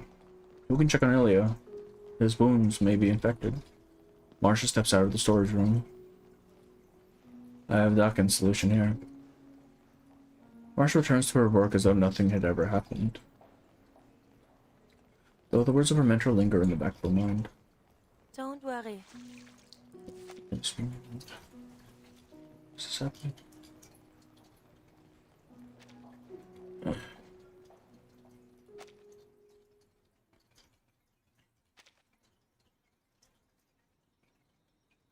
The stars and the moon hang in the sky once more, but there's still no sign of reinforcements or relief as Marsha calls to make her report.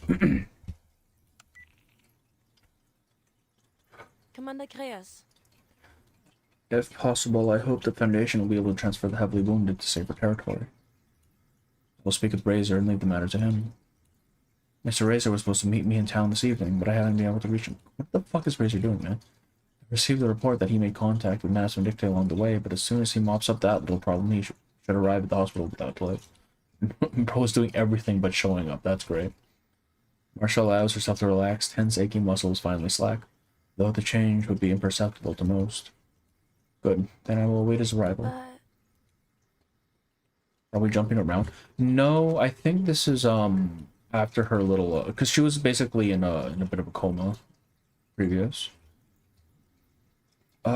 So that was like a dream sequence. There are some soldiers here from out east, the Dawn region. They've heard about the fighting there and want to help. Could transportation be arranged? Also, I've submitted a request to remain here and assist the hospital staff until the evacuation is complete. Food arranged, though I expect you to accompany them on their journey back. The Timekeeper's team will be headed that way as well. Okay, so this is like immediately before the chapter 12. Your next mission is to support our Xeno allies in their fight into rendezvous with the Timekeeper's team to assist them in whatever they need. Understood, sir. Hold on, soldier. Mind if I ask about your friends from the Order? I'll be staying behind here as well for the time being. We'll work together to get the women treated and evacuated safely. Right. Here's hoping this will mark a change in our rocky relationship. Keep me updated. Yes, sir. Marsha. Marsha hears someone calling her name. Not far away, several knights sit together in a loose circle. Soft laughter drifting from the group. Hildegard waves at her. Feeling better? Don't worry. Yes, I'm sorry for making you worry. Hildegard waves her hand. I'm just glad I found you when she did. I'm not sure if you would have lasted much longer. Marsha sits down beside her. What were you talking about? Old memories, remembering all the chores we had to do when we were novices. Under the night sky, the knight's face is light up as they reminisce. I still remember. Carrying up those bundles of firewood that were nearly as tall as we were. Yeah, and it wasn't even our job most of the time. But every would-be knight had a pure heart. Some of the older novices would often slack off and bully the younger kids into doing their work. All the way up the hill, 3 or 4 of us at a time, and the bundles would never hold together. Oh, this is just another one of her knight friends from when she was still in the Order. I remember we tried to chase the ones that fell out as they rolled off the side, tumbling into the woods, since I actually engaged with anecdotes. This is a character story. Anecdote is after this. Moldirs, right? Yeah. The 2 young novices would simply sit at the edge of the slope and sigh. I always loved the stories you told about them. The cage, I mean, those falling pieces were actually adventurous wood sprites we had freed from their roots, and now they were traveling to distant lands. They would hawk to the wind, do battle with legions of insects and beasts, float along rivers, and eventually rest on a shore, waiting for a new journey to begin. Can I say, I've always enjoyed a nightly adventure. They laughed together like old friends, like sisters. Under the hospital eaves, the branches in the courtyard act as silent witnesses, holding onto their memories. A breeze passes through, and those memories drift away bit by bit into the I night. miss those days so much, Marsha. When even the most trivial of things carried an unquestioned meaning. Everything was in perfect order.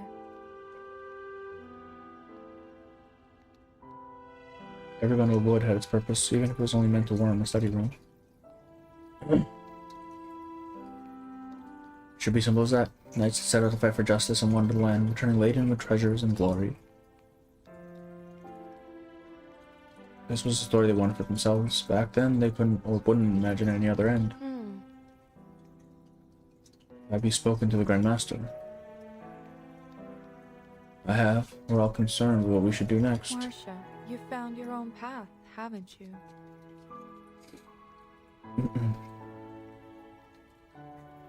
There's a trace of envy in her eyes as she says it. You know, Hilda, ever since I met Adelheid again, I've started dreaming of the old days. Marsha opens her hand as if turning the pages of a book. Dreams that let me relive my past, the good and the bad. One thing is certain. Though I traveled far, I never strayed from the right path.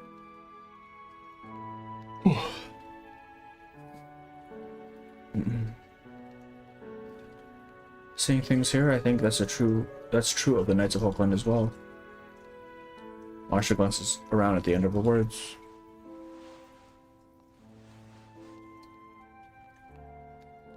Elder, where's Adelheid? Dead AF, bro.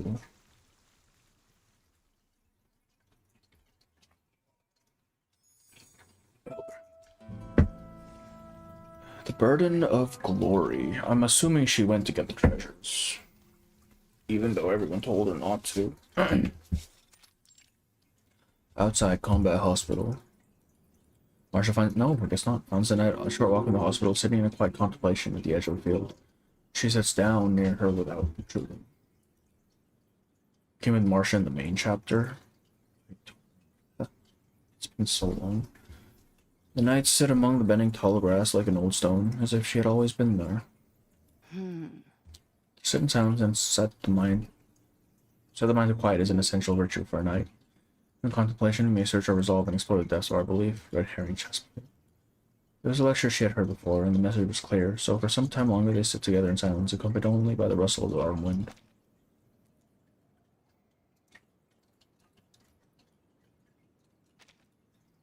However...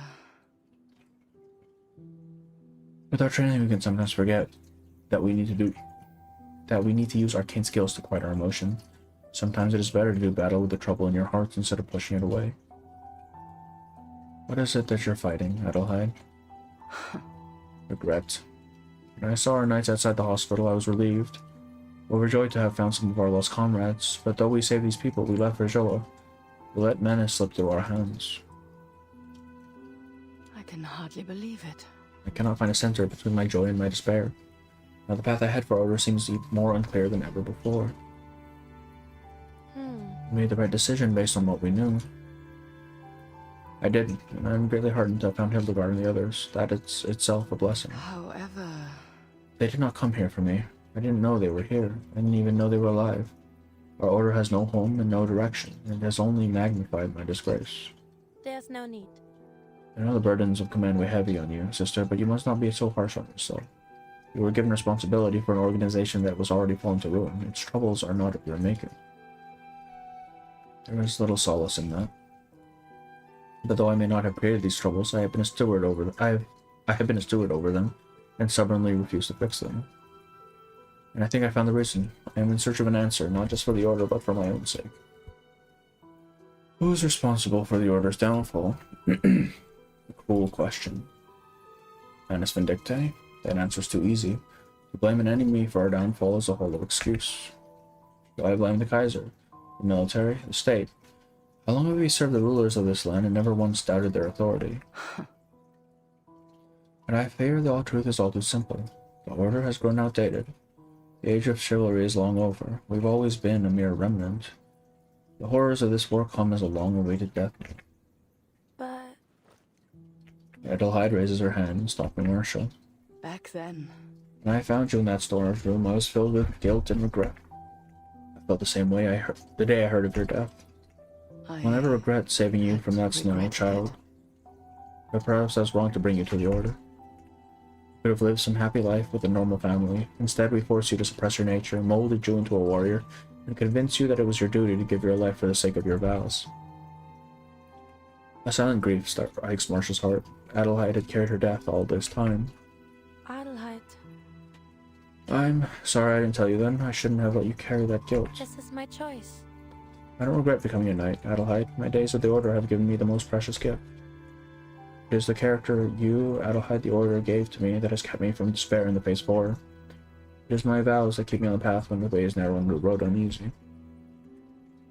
Marsha turns to Adelheid, closing in towards her, meeting her face. Adelheid replies with a defeated sigh.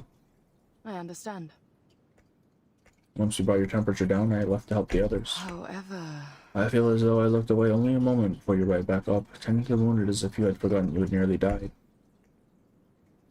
You may only have the pauldrons now, but you are as true a knight as any of us.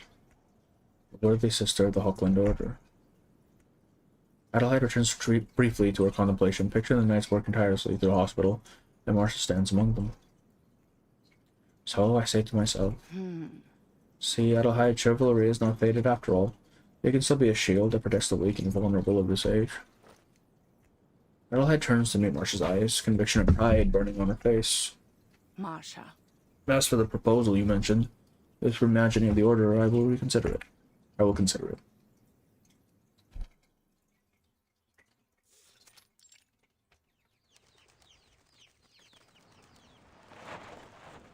In the soft, golden light of dawn, a transport convoy bearing the Foundation's logo arrives at the hospital. Marsha finishes up her rotation through the ward, but on hearing the noise she finds an unboarded window and leans out to get a view. Mr. Razor, good to see you finally arrived. The squad captain offers her a wordless nod before returning to unloading the vehicle. Behind him, people in gray and white checkered uniforms carry supplies into the hospital as new medics rush in beside them.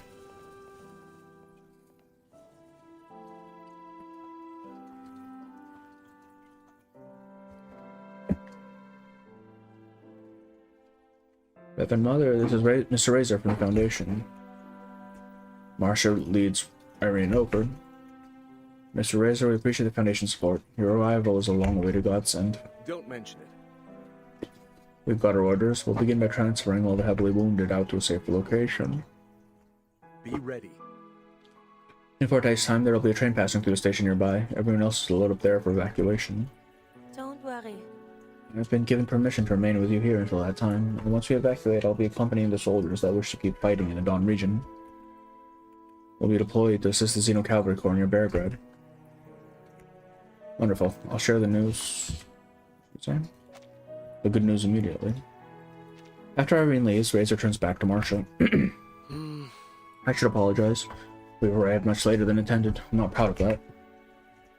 I understand. Mr. Chris informed me of the situation. You were delayed by Manus Vindicte. And?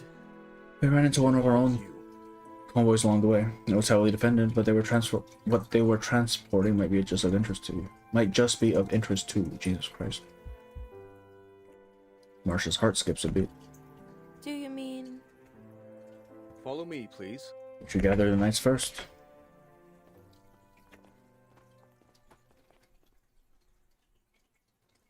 Marsha summons her brothers and sisters, and they follow Razor out to the Foundation's parked convoy.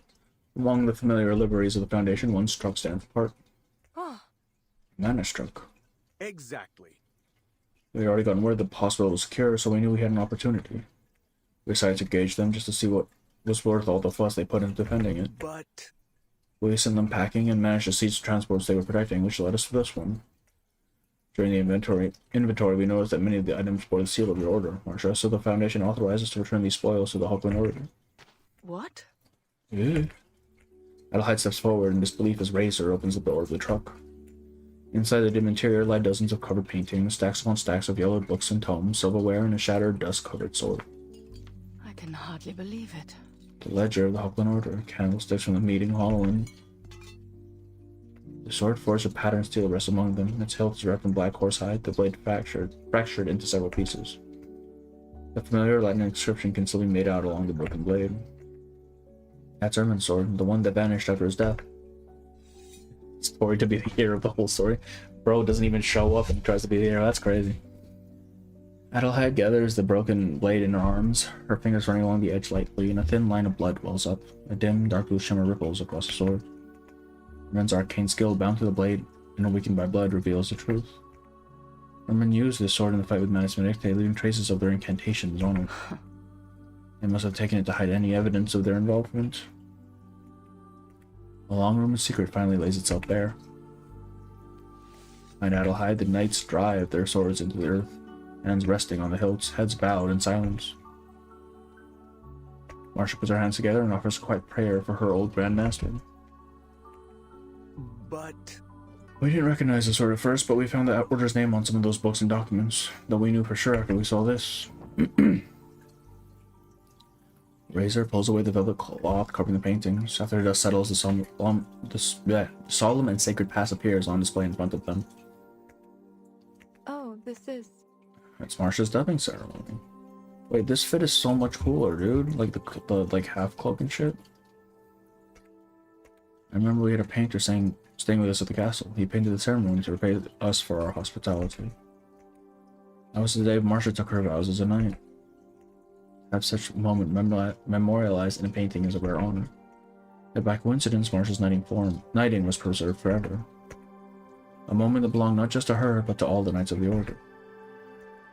Every knight once stood in that same place during the dubbing ceremony. They pledged vows before their new brothers and sisters and waited for the sword, the very symbol of knighthood, to rest on their shoulders. I vow to hold the Hochland order in reverence, to defend it faithfully. I vow to keep this oath without deceit, to heed the statutes of virtue, and to honor the counsel of my brethren. Zum Tage meines Todes. Marsha murmurs her oath beneath her breath, fluttered by the memory. All the training I've done was in service of that day. The day I became a knight. In the painting, Marsha's expression is solemn. She wears her ceremonial attire. Her folded hands tell of her expectation for the glory to come. Countless faces of knights, living and fallen, seem as though they could perfectly overlap with the girl's face. The knights departed from Schloss after the dubbing ceremony, carrying out their duties under the Grand Master's command. We looked forward to it. We looked ahead to future missions, eager to prove ourselves, to return with glory earned by our swords. Until that knightly glory was laid to waste beneath the withering scythe of machine gun fire. Now the ones that survive wander without purpose around its grave.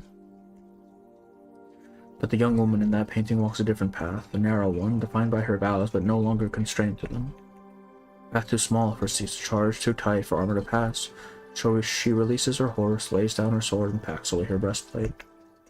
Yet she keeps her pauldrons. Their silvery steel gleams as a guide, like the North Star, a reminder of what matters.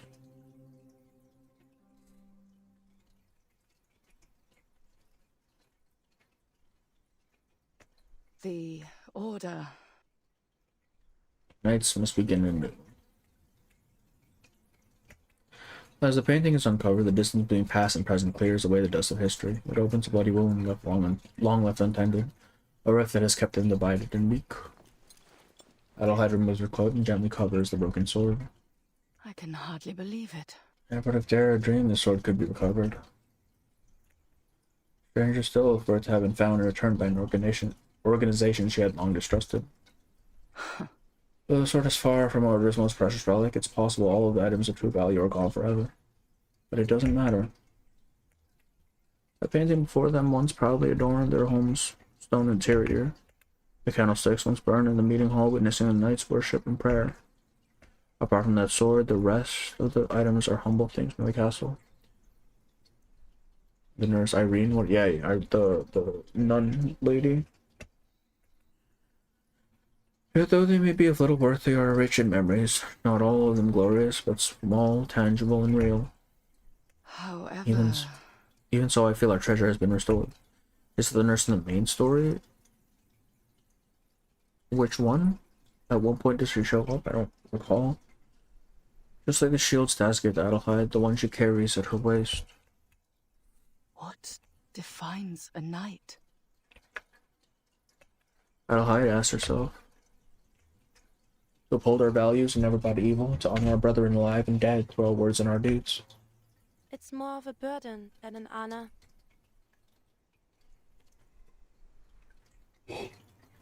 You told me that after the dubbing ceremony. Marsha walks up to her mentor and comrades in arms. Yes. Yes. A knight's path is not one of extravagance and luxury. We learn to endure hardship and live simply, to keep our minds fixed on justice. It's one, but it dies on the same rate. Adelheid looks deep into Marsha's eyes. The future knighthood in her vision stands right beside her. The answer is within reach. Oh, when the menace... Right. The... Now I remember. I've been shot, Jesus. Brothers and sisters, after we leave this hospital, we will search for our scattered comrades. Why is Hearthstone playing right now? Well, then. Kind of feel bad. Yeah, she's just doing her job, bro. Why'd she have to get shot? Along the way, I intend to follow Sister Marsha's advice. This age does not need mounted warriors, but it still needs the order. We will find a new purpose, to help the vulnerable, to heal the sick, and to care for the wounded as once did in days of old. The knights will distance themselves from the wicked games of war. We shall return to where we first began. Von diesem Tage an kämpfen wir nur noch Leben zu retten, vor der Sichel des Todes. Our efforts will no longer be confined by nationality or creed. Just because it's slow as we can reverse. Kind of, yeah, because it's like the mid-week, right before next half of the patch. Murmur ripples through the nights, yet not a single voice rises in opposition. Like a down week, basically, right? Because by the end of next half of the patch, you already have 3.4 stuff and whatnot. It's basically the first half ending is the slowest. Marsha listens quietly, surprised. You will follow wherever you lead, Adelheid, but this is a significant change. Well, then. And maybe so, but I am the acting Grand Master. Though it is my vision, I will convene an meeting of the Order so that we may decide on our path together. Adelheid looks at Razor. What if... If the Order chooses a path, there may be a day when we will seek to collaborate with the Foundation, provided the Foundation remains what it is today. Barter and help in the war. Oh, okay. The squad leader bows his head in respectful agreement. May the peace be with us. May the peace be with us. Sister Marsha, should that day come, Marsha, I hope you will be as you have been. You will serve as the bridge between the Order and the Foundation. Thanks, bro. I'll do my best. The simple words are said as a solemn oath. Next week. Oh, right. Next patch is live stream patch. Damn. The breeze sweeps across the plains, carrying the crisp scent of late autumn frost. As it passes through them, it seems to strip away the dust that has gathered on their order. The morning light shines on them, a promise of a new day, a new beginning. Marsha raises her hand before her eyes. The brilliant dawn spills in through her fingertips. What a good day it is.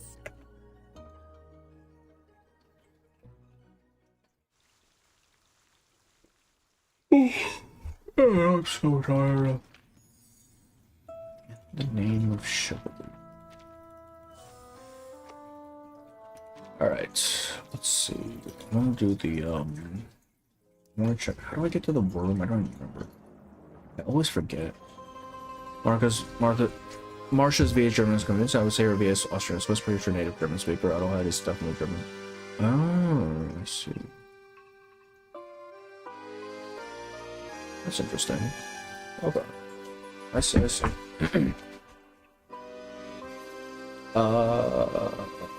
How do I get here? How do I get to the room again?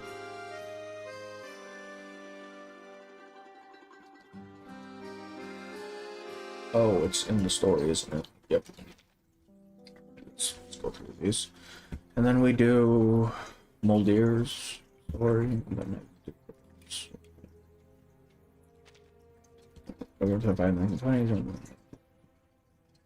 okay, so the compasses are just the shit we've already seen.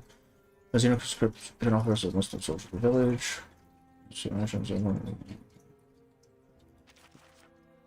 Even the western front narrow travels with tail to barrels. So this is all just shit we've seen already.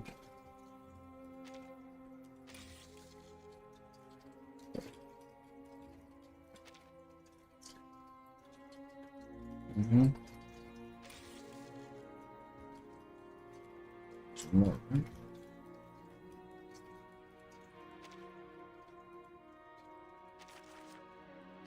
Dailies and hope for the best, yeah.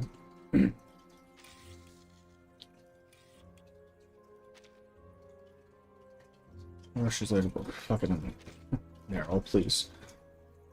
Alright, Sergey pulls her out, sure. These are not okay. These.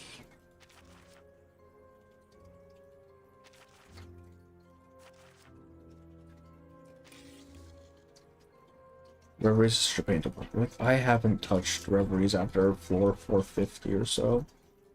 I need to get back on. Of course, when the Cavalry Force core station on the in front of the capable emergency bandit force of knowledge and mission attacking villages, these applies, they've been abducting children. You're requested to establish a listening post in the area and get. Well, there she is. Look at that. That's Cornblue. She's actually showing up in the stories. Isn't that crazy?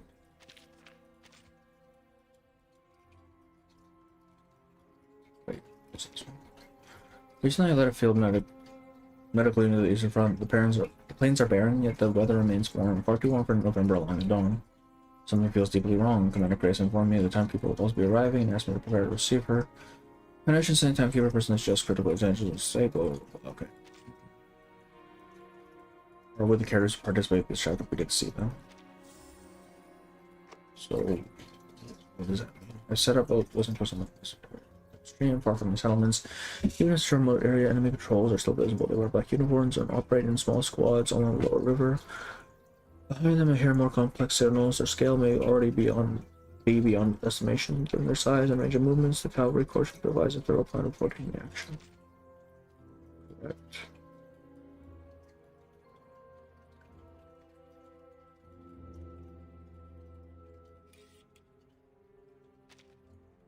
The Foundation approves the field operation requesting to have her as a turn flow.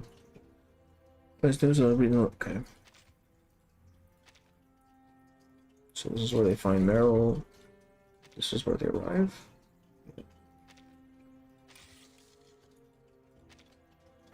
Crops still won't grow. At this rate, I don't think any of us are making it through this winter or autumn. Oops. Ah, shit. Probably drifters or refugees wandering around everywhere these days. You think they'd still great? Why is it? I keep double clicking. The river crab ceiling again. Okay. They're talking about Meryl Strange, isn't it?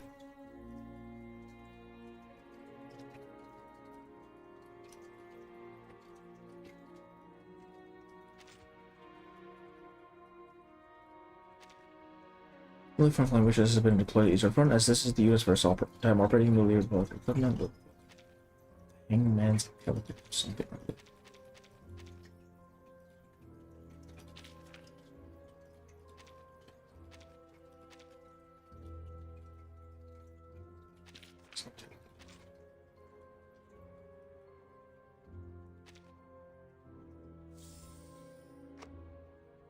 West of the Southern paid many upgraded maintenance fees. Well, the foundation's been built. That's wonderful. I hear Lydia is leading them.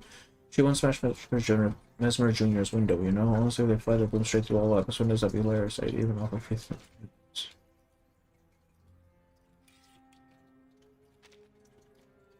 Okay, so this is when we land. This is when we build them.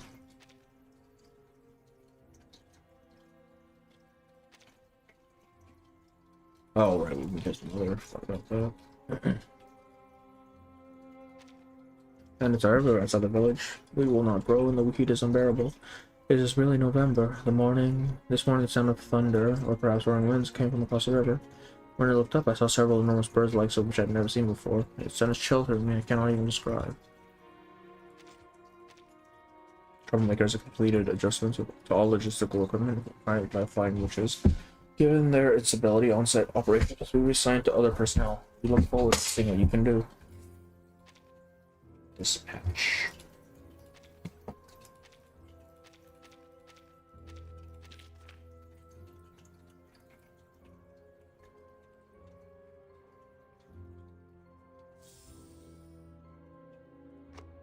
As Smoker returned the brooms to the flying wishes, they kept muttering things like, remember to come back and smash Laplace's windows.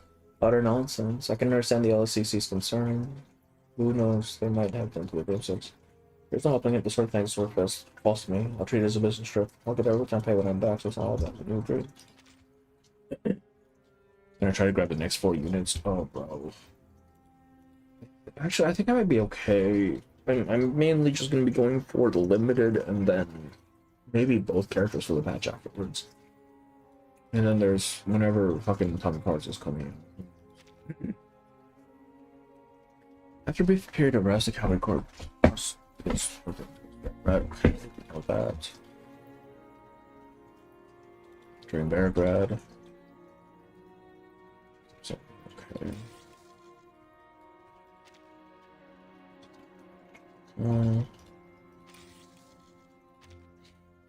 Number 26, the cavalry corps departs from Rockfest. They approach Beargrad. They heard.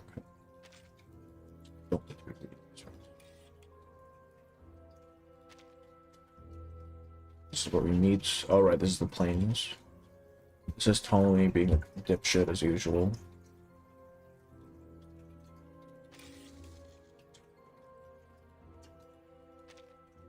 Only troops at Eastern Front with Ptolemy, you know that Krutov is no longer under control. I must settle this matter personally. You are to remain at headquarters and oversee troop management across all regions. I will also make good use of the report you brought back with me.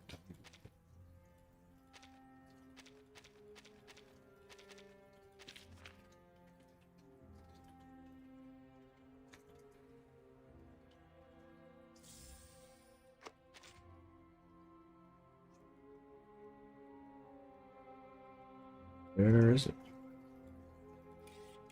Oh.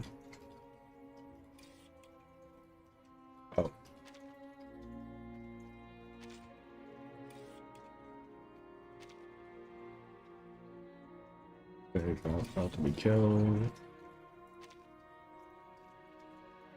Assassination. Okay, this is where he shoots him. Ptolemy's ditch at this guy's blue house statement. I mean, I think it's good to reiterate, you know. Yep, know that already. Where's the missing one? Load everything on the cart. Once it gets dark, we'll hurry to Beargrad and sell our goods. Never mind, there's refugees from the east. Say Beargrad is packed with soldiers right now. They're fighting in the city.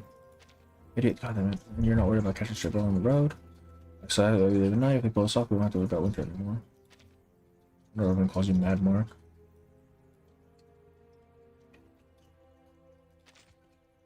I have the last bit. Only on all characters and have them done. I was only one character missing. But two. Oh shit. Who's the one you're missing?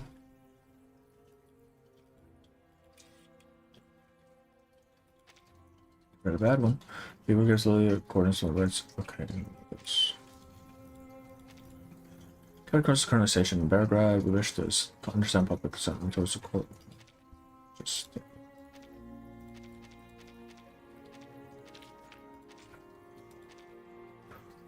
Six. Oh shit, okay. Oh, this is Ember Room, alright.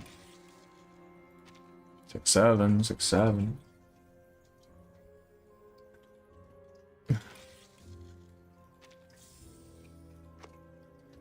Photographs throughout the city, some people are willing to appear in the same front as soldiers, making photos feel resentment and ease. This is a serious issue for coward. Spirit fully convinced one of them, and mirror for there's so much, man. Most of it is just stuff we've already know. So let's breeze through this. Recap. The supplies in town are utterly insufficient. We can only purchase for the windows. We do not have the capacity to dispose of minor injuries. Severe that was not unusual payment brought in tied across the horse's back. I do not know whether. Oh, Carolyn. Nothing about Carolyn. Armor stepping on my head, claps along the sides of stressing. So this is where he comes riding in to town and everyone gets scared. We're spending 6-7 quarters, I think. Well, the filled a bunch of people so told me to screw someone over. Oh, you know, sometimes that happens. Sometimes we just gotta kill some dudes, you know?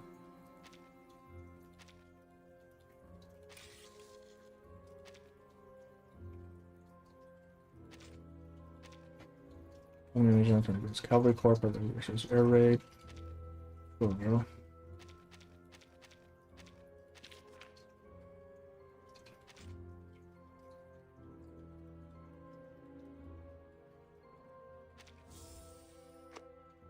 So we're going outside, but I'm supposed to put it on play here. The city was just bombed. The poor animals too. Won't they take it out on me?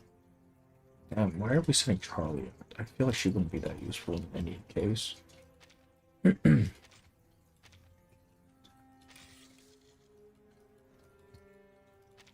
Current communication from Senior Command, the Cavalry Corps station units in front, fight, draw orders, okay.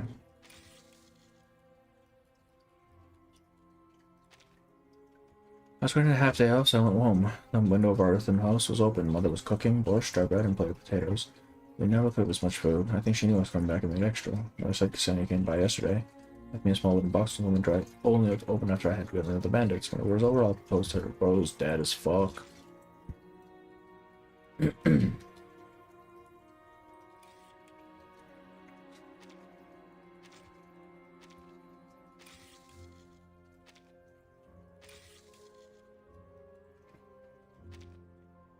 As lone runner at Eastern Run is opening a state as a refuge for officials and other parties. Seeking peace, drawing hostile attention, request that you infiltrate the castle. Okay. She goes to infiltrate. Bring the living fire with us, that should help.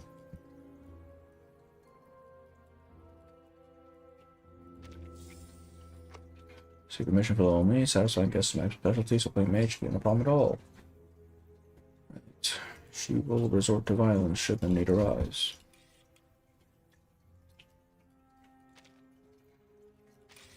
Core is not a man to be trusted. Alright, Lydia.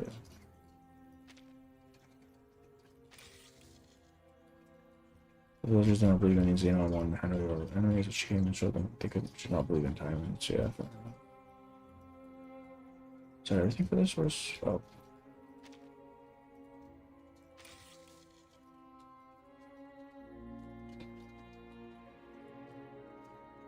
Dead silence? Or I'll do that right now. I'm gonna forget if I don't. I've learned to embrace silence. Oh.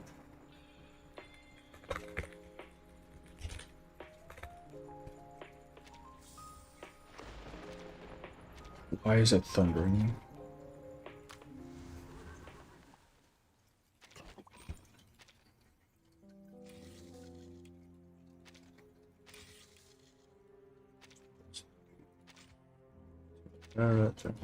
That.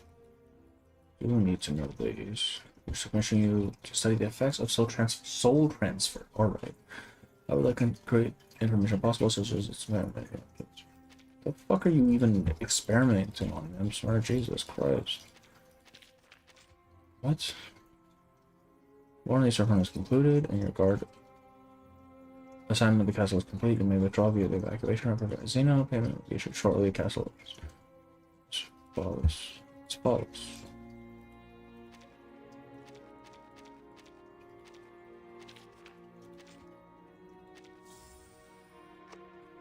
Old classmates brought me another headache. Troublesome bond dates back to our school days, and I have no intention of avoiding, especially since she has prepared such an excellent room for me. That said, if she could reduce my workload, say by getting injured less often during field operations requiring fewer examinations, I would be most grateful. This time the issue is soul transfer. I'm not sure what she intends to do with such knowledge. Artificial somnambulism may allow her to transfer memories, but the artifacts and risk cannot be reliably assessed. Is that what she's talking about? Is that what she's asking about the amber? Yeah, the amber room, the white chair.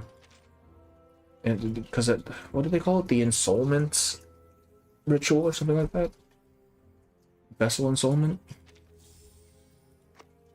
These past days have been unbelievable. Back in the village, I had never seen such luxurious or such elegant beds. Okay. You enjoy yourself. Is there one more?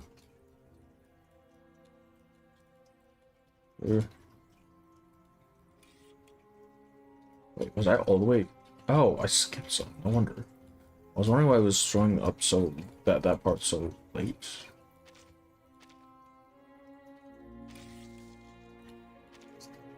Well, it says the bandits flew a massive plane over the city and bombed it. Awful people through and through. Your treasure was destroyed. Local gatherings will have to be held in the square from now on. Misha was practically bouncing with excitement.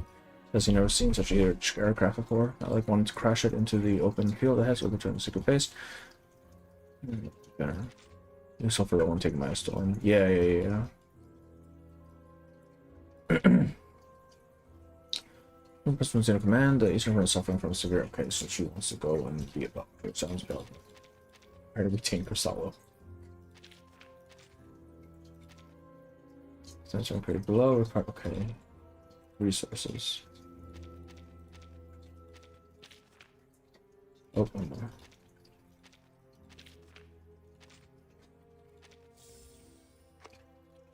Only down to the people's teeth. I am not a general physician. Seeking advice is not a wise decision. Your time for the minutes was only. When I was old Lincoln, back when I was studying sanatorium, things. Sure, bro.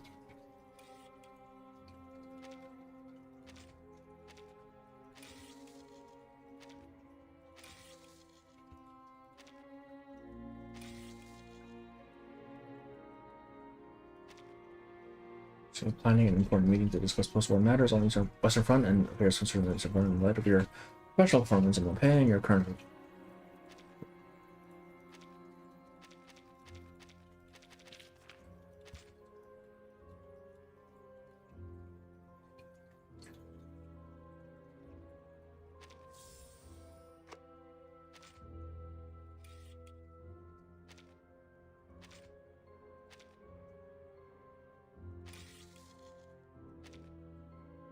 No concern horseback, not at all. Really, they have no idea what medicine today's capital of the rituals. Make sure this properly. Having said this, medicine I'm aware.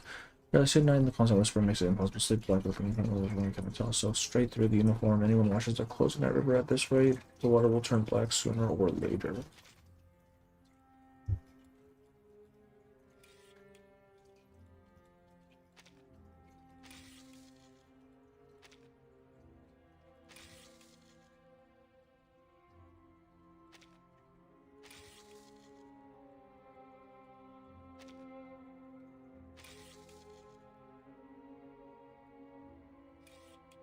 Almost there.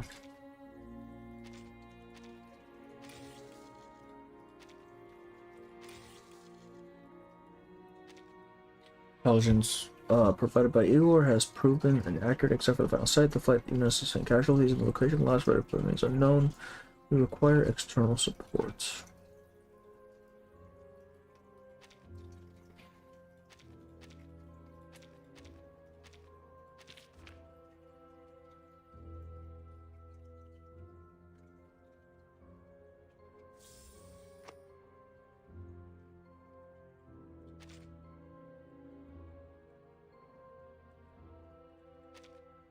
Did I pass selection trials for St. Paolo's unit? I actually made it. It turns out it's flying witches. Oh, is this the one that dies? I tried for that, just like after he's a win on their present family and make you proud, your daughter Arya. I don't remember if they ever named the one that died. Is her name Arya? Is she dead as hell?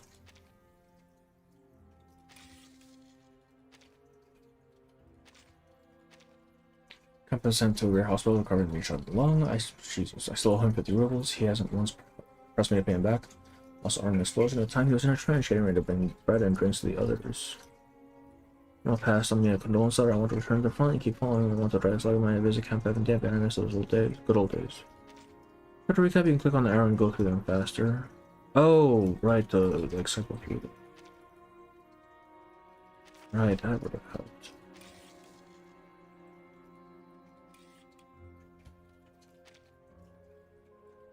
Griffon Legion Soldier obtains intelligence. Okay, someone's transmits it to that.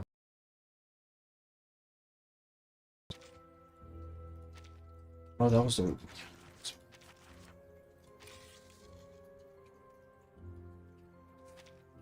Thank you for maintaining the equipment. I can receive signals from Marsha far away now and are more clearly. Oops. And then changing. Maybe we'll even make a few new friends, for which I happen to have a disc with a recording of Voyager playing by Lynn. We'll give it a listen. The next battle approach. I'm going to take a short break. Oh, it's his.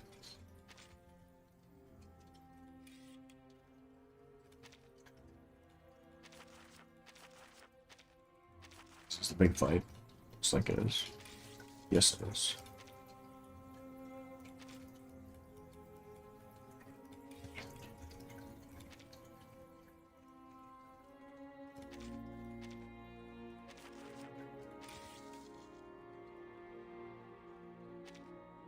Government official in black and white checkered clothing showed up in the village. He says he's a specialist sent by higher ups to handle post-war matters. But the village thinks he's just being nosy. The person they will hold will now turn into a siege and show their specialist jobs.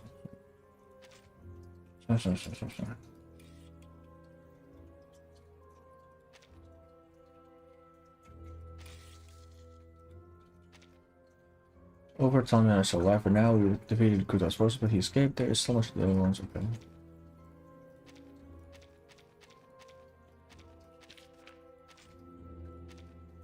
So my apologies as a abrupt message. Warn that in front has come in these 7 lives. I have learned that you are a caretaker of gravestones. I therefore wish to commission you to come to our recent front and work alongside one of our awakened to prepare proper rest, bro. Why are they teaming them up?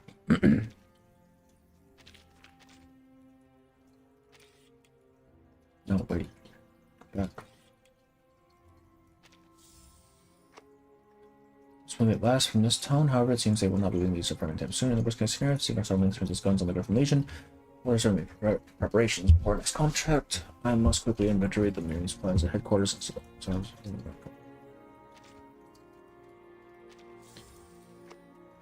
the gravestones, and I will also fulfill their wishes. The and the gravestones are not the same thing, and a necrologist's involvement may not align with the wishes of the deceased. If you already understand this, then I will accept the commission. I've heard of the battlefield Gravedigger from the Western Front, so he's unawakened. Perhaps like me, he's still listening to the voices of gravestones. I look forward to meeting. They're basically the same person, man.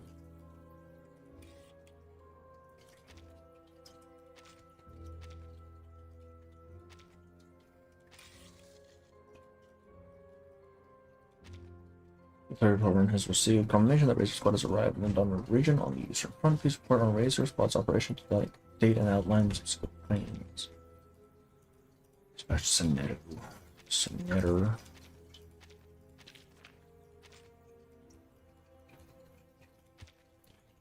Krakow. Identify candidate sites to use a secondary base. Krakow is an old city. We complex structure, but instruction parents kill. Rescue hostages. The operation encountered heavy resistance with the hostages rescued successfully with no casualties. Some of those.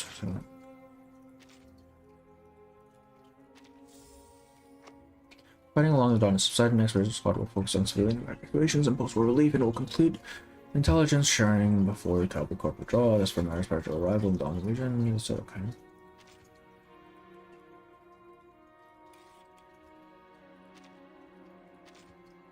I didn't know Sergei joins Igor after the main chapter. I didn't know that either. It's kind of crazy. Tinder's going missing on these fronts. Even the chief has been unable to determine her whereabouts. It appears to be a decision on her part. Given her cautious nature, she should have left an emergency contact method. If you have any information, please make contact on her behalf. Why twin sleep? What the fuck? Like, Sotheby and Duncan, I get.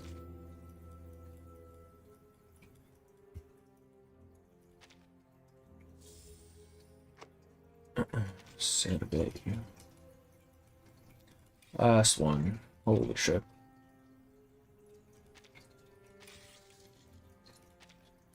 From our current barrel, we have successfully thwarted Ministry's actions on the Eastern Front. However, it is evident that the Eastern Front is not our objective. Our intelligence remains insufficient, and we urgently find anything.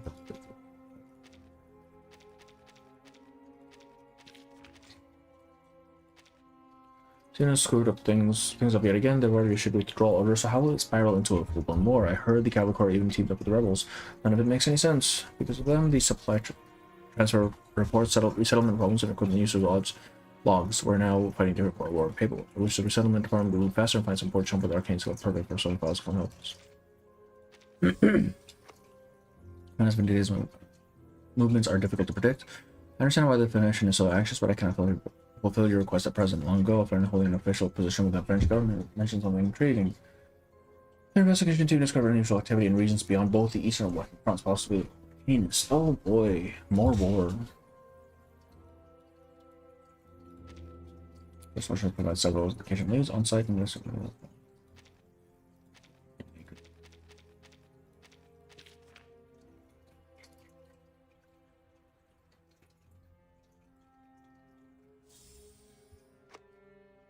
Has been infected by arcane soils. Breathing, rhythm, and flows are faster and more erratic than usual. This is finely constructed ritual capable of burning the surface traces deep underground. Forests cannot truly assimilate it for this very time. Alright. That's finally done. Let's do Moldir story. I heard this one is short because if not, brother, I am so tired. But I'm pretty sure this thing is ending soon, so I need to get it done.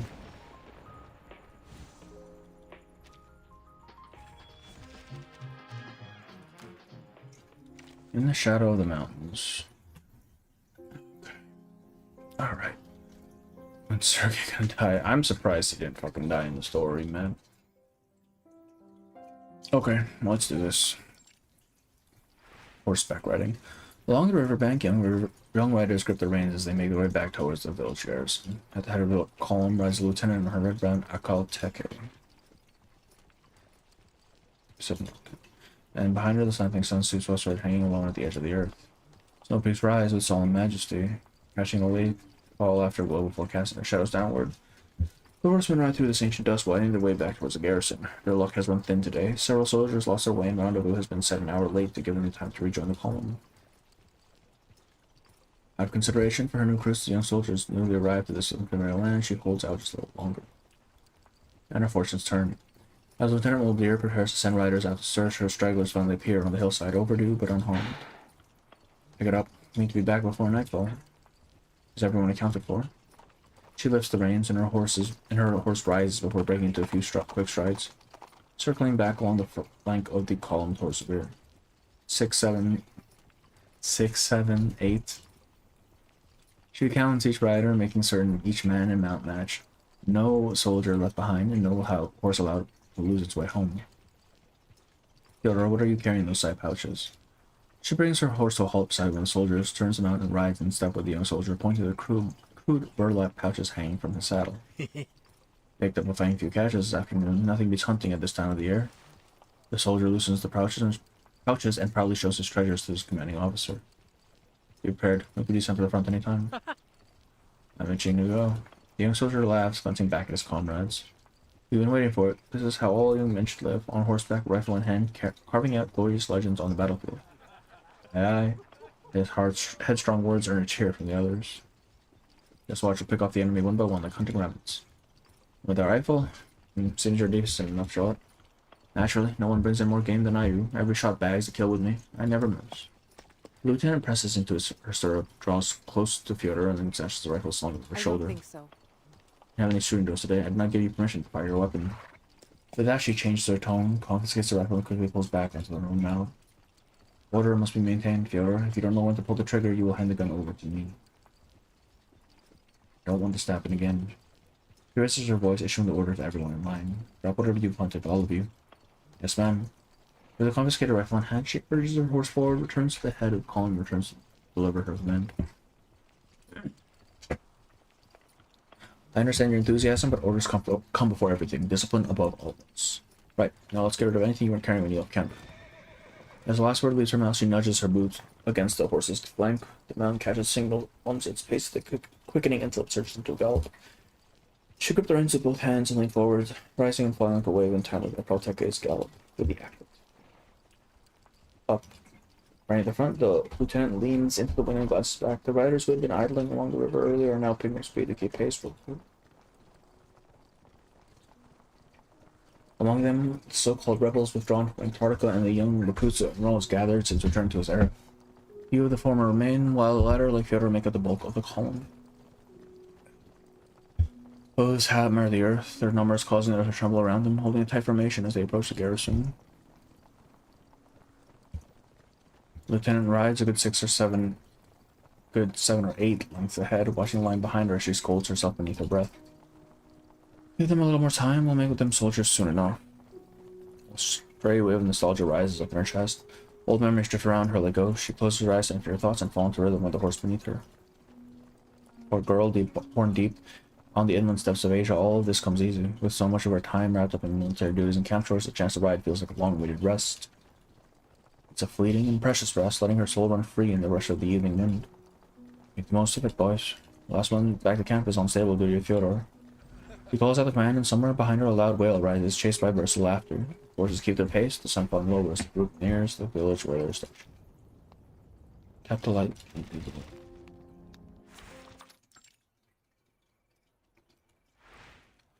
The camp sits in a riverside village behind the ancient city of Aikanum, not far from the ruins where their unit has set up camp. By the time the lieutenant returns with his riders, the sun has only just dipped behind the peak. For the locals, that means night has already fallen. Make sure he's fed. She's the first to step down from the stirrup, offering a long, measuring path with Akotege that's carried her all day. There's a reminder she hands the reins to stable boy. Soon enough, her men sit down and gather around her, chatting idly over the day's training and their detour. Still laughing and talking, she makes her way towards the fire courtyard. Is that so? Go ahead, Dr. Elena, take a look. If you can still walk, jump, and carry things, it probably isn't anything serious. She lifts the new recruit's sleeve, revealing the mark left from his fall off the horse earlier in the day. Nothing serious. At your age, I hit the ground far worse and fall more often. With that, she pats the young man on her shoulder and sends them all off, walking alone towards the courtyard fenced in by earthen walls. The fire represents the villagers' welcome, a sign of light and good intent. People gather around it, passing tea, dried fruit, and warm smiles. Here, all is calm and quiet, far from war and turmoil. The lieutenant approaches the village elder, and the ancient man meets her with a grin. Bring traveler from afar. May the flame light your path. Thank you. The lieutenant takes a bowl of milk wine. What the fuck is milk wine? In both hands and finishes it with a single gulp. She recognizes the flavor, a taste of her childhood long before she donned a soldier's uniform. In the safety of her grandmother's home, a life that was simple and carefree. Now, after leaving the frozen waste of Antarctica and returning to an unfamiliar age, she has taken on a new assignment, traveling to the far eastern highlands and river valleys to take command of a newly reformed unit with orders to make them ready for the battles ahead. We'll be staying here for a few days, sir. Thank you for taking us in. She takes a seat beneath the thick trunk of a desert poplar, her eyes lingering on the bonfire burning nearby. The blaze gives off a faint warmth even at this distance. In the country courtyard beyond, troops and the ever-hospitable villagers mingle and joke as they pass around milk wine, salted lamb, and thick stuffed samsa pastries. The fire's light creates a tiny patch of life in the still darkness, an island of peace in this age of war. We welcome our guests as we always have, but tell me, what name should I give my people when they ask who you are? Xeno officer. I'm an officer from the Xeno Arms Academy. Delight curdles on her tongue, but she reminds herself that, though she may not bear the title, her life is nonetheless bound to Xeno through her past, her adopted father, and the sisters and brothers she grew up with. Academy, there's a touch of doubt in his hoarse voice. The firelight paints his white beard with streaks of burning red. It's where soldiers like me are trained. My ancestors were fighters too. They came from far away across the western sea and made their way home here. So I know, that's why I've come here. I seek your support, Elder. She states her purpose plainly, to recruit more soldiers for her father's army and to strengthen their influence in the remote regions along the rear flank. The old man's eyes now revealing a depth of wisdom behind his gaze. And what would you give us in return, officer? Protection. He names her terms with a steady and guarded honesty. Her father stationed her here so she could drum up support for the front lines and so she could win over every force that has not yet chosen to post them. Stone by stone, a citadel rises. Small gains become towering strength. The lieutenant understands this well. With the battle roars in the west, and she rides east to gather allies. Our troops in Iconam are more than enough to maintain peace in this region. Peace, simple, direct, and powerful. The old man holds a long silence, opening his shaking right hand as though laying the village for his far-traveled guest. This particular village has been built around a medieval citadel, which climbs up the mountainside, pressed tight against the slope, overlooking the pass along the river, moving east to west. It's a perfect choke point. When my ancestors mounted their horses and drew their curved blades, they were warriors. When they dismounted and on the ropes, they were merchants. From east to west, west to east, this is how we have lived for 20-odd centuries. YouTube title actually, yes, of course it did. What do you mean? Why not?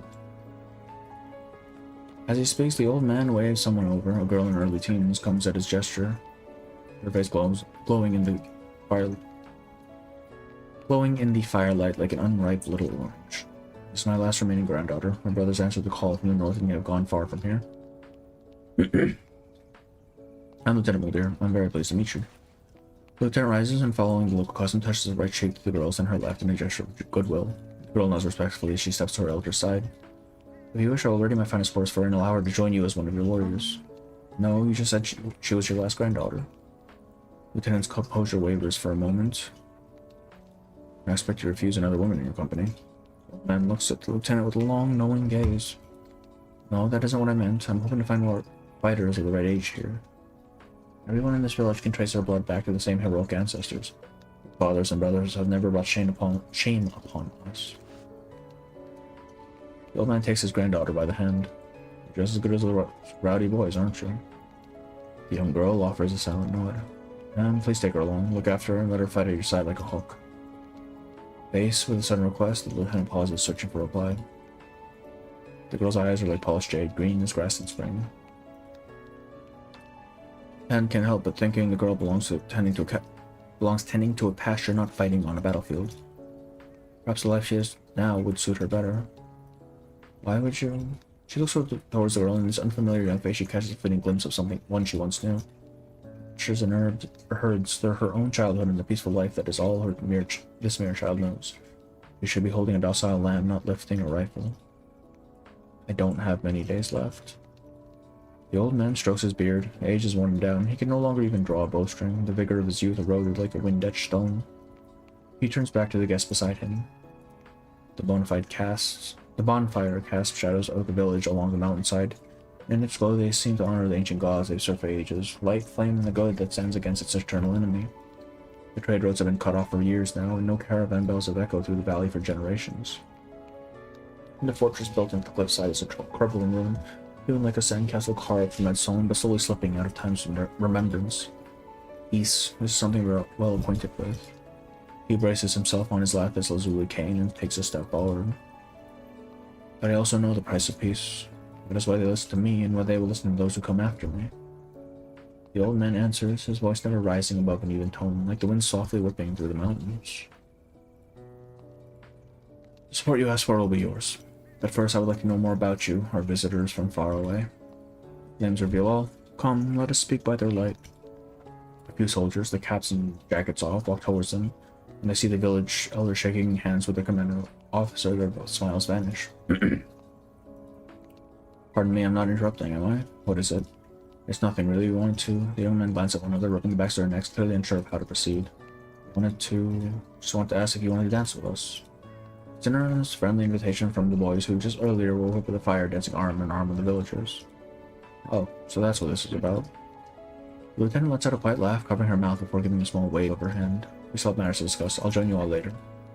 Okay, but actually, I have one more question, just a quick one. Speak. The girl over there has asked if I had the guts to kiss her, and I don't know what to do. Oh my god, this fucking kid. Her face goes beet red as he blurts out the words. She looks at him and laughs. He is her family and also an ace pilot who earned his merits in Antarctica. Where has your courage gone, soldier? You would fly into the jaws of death, but run from the lips of a pretty girl? Do you need my permission? Go on then, don't keep her waiting. Yes, ma'am. After giving a comically awkward salute, the soldiers trot off towards the crowd. She lets her smile fade and turns to walk after the old man, heading towards the fire and coming to a stop beside the stacked logs. On the way over, the old man hands her an almond. Thank you. You're probably not used to flavors this bitter, but we're quite fond of them here. The lieutenant holds the almond between her fingers and eats it, and the flavor is sharper than she expected, upturning her face into a scowl before she manages to swallow it. You're right about that. Bitterness clears the mind. Before the fire, we speak no lies. The deeper understanding between us will serve our future cooperation well. When they reach the bonfire, the old man slips on a white cloth mask, as if fearing his aging breath would profane their sacred flame. The lieutenant approaches the flame with a touch of hesitation, the rich dark smell of smoke lingering on her nose and lips. Step closer. Do not fear it. The flames will reveal the truth in your heart. What do you see? Does it matter what I pick? A courtyard in the pouring rain and the barrel of a gun. I raised a weapon against my own family. I fired at her in the pouring rain. I abandoned her. The memories flickering the flame make her throat tighten. Must have had no choice. Something must have forced your hand. No, I knew exactly what I was doing. I see my past. Everything that made me who I am.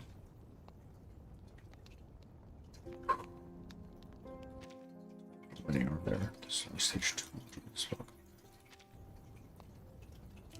Sure.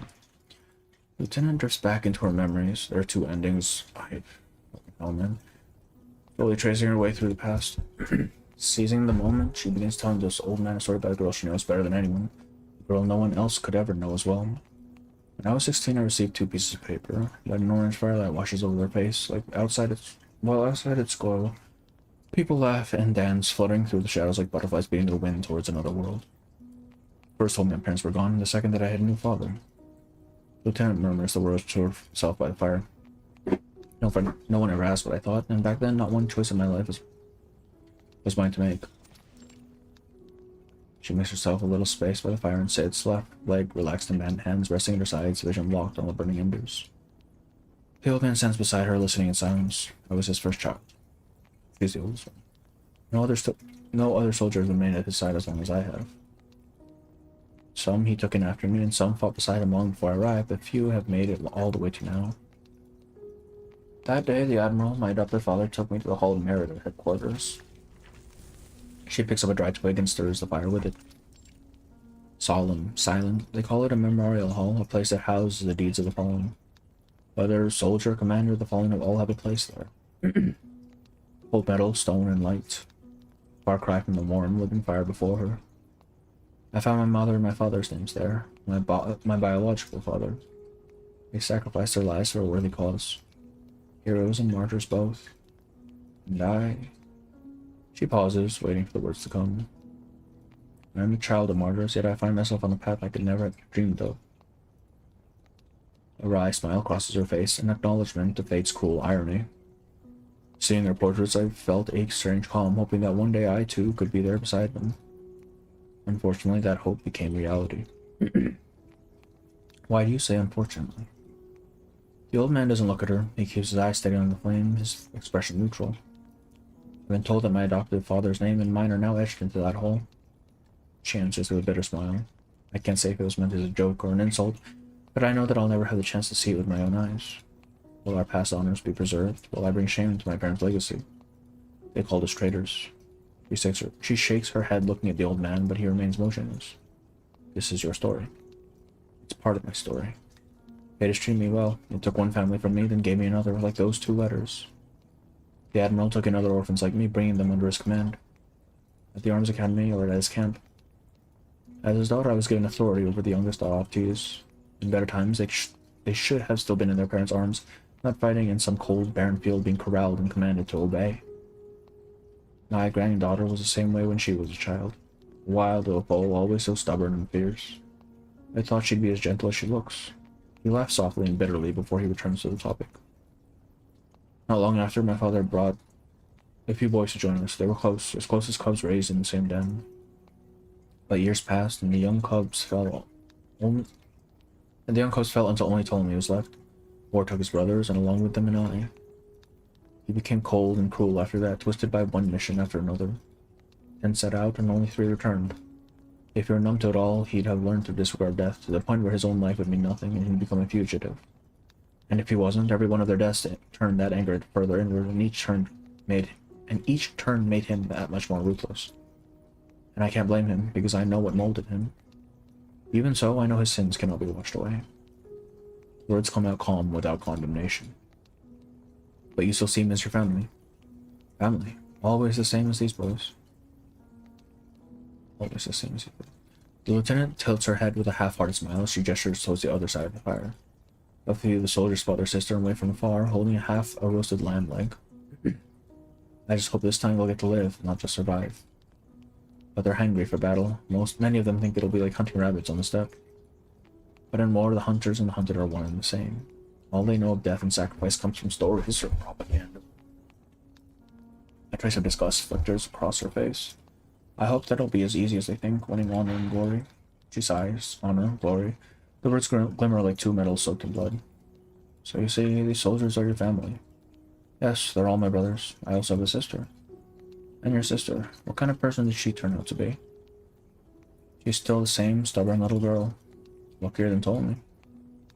2 emotions cross her face, and battle beneath the surface, nostalgia and regret. Last time I saw her, we had raised our guns towards one another. She said goodbye with a bullet. It was her way of returning the one I shot at her in the rain. Metal. I used to call her Para. Para, La Para. There wasn't any trick to the name, it was short and simple. First, press your lips together and part them, then gently drop your tongue towards your chin. It sounds like floral, maybe, like the frail creature I saw when I met her. An unripe orange falling to the ground too soon. Oranges grow around here. She asked the old man, who gently shakes his head. Right, I'd never seen an orange back home either. She asks herself a question that answers it. Harder than grapes, sweeter than plums. A runaway child. Father brought her in, and you couldn't help but be curious about the little girl with her orange hair. Told me to size her up with one good eye. Remember the first thing he said to her? You're shorter than I expected. She mimics her brother's tone as she speaks. Lupera walked right up to him, stood up on her tiptoes and pulled him down by the collar. Call me short again, I dare you. And just like that, we were all laughing. Tommy could still laugh back then, but not Father. Even then, he stood there, solid as stone. I could see him watching her with that cold, calculating gaze, studying her, waiting for her next move. You know, he must have been thinking. Most fathers would feel the same. Ptolemy naturally couldn't help but meet the challenge. He went down a list of words, run, shrimp, short stuff, as if he had them prepared. He's always had a cruel sense of humor. Father and I simply sat back and waited for what would happen next. She sighed, reliving these memories has been a welcome rest from her exhaustion and mental strain. Practically leapt as she yanked down on his collar. Ptolemy tumbled over her shoulder like a sack of oats. I just remember that same look on his face, staring up the sky, then we all turned to Father. I already knew what he would say, the same nearly imperceptible smile he gave any of us when he was pleased.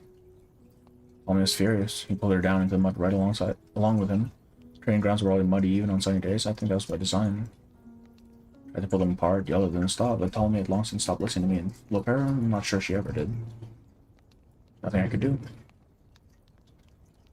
She does that with a smile. Eventually I managed to grab a hold of my new sister like grabbing an orange and pulled her out of the muck. Ptolemy reached for her, but I stood in his way. Told him he needed to cool off. This was their first fight, certainly not the last. I'm sure those two fought more than anyone else. All of our siblings fought. Father encouraged it. He believed it made us tougher, more resilient. Sometimes that was true. The old man nods as if in agreement. I taught her how to hold a gun.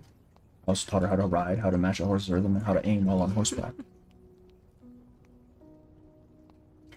Happy memories flood to the surface, playing out like a movie, lit by flickering flames. That's how things were in the girl down the path.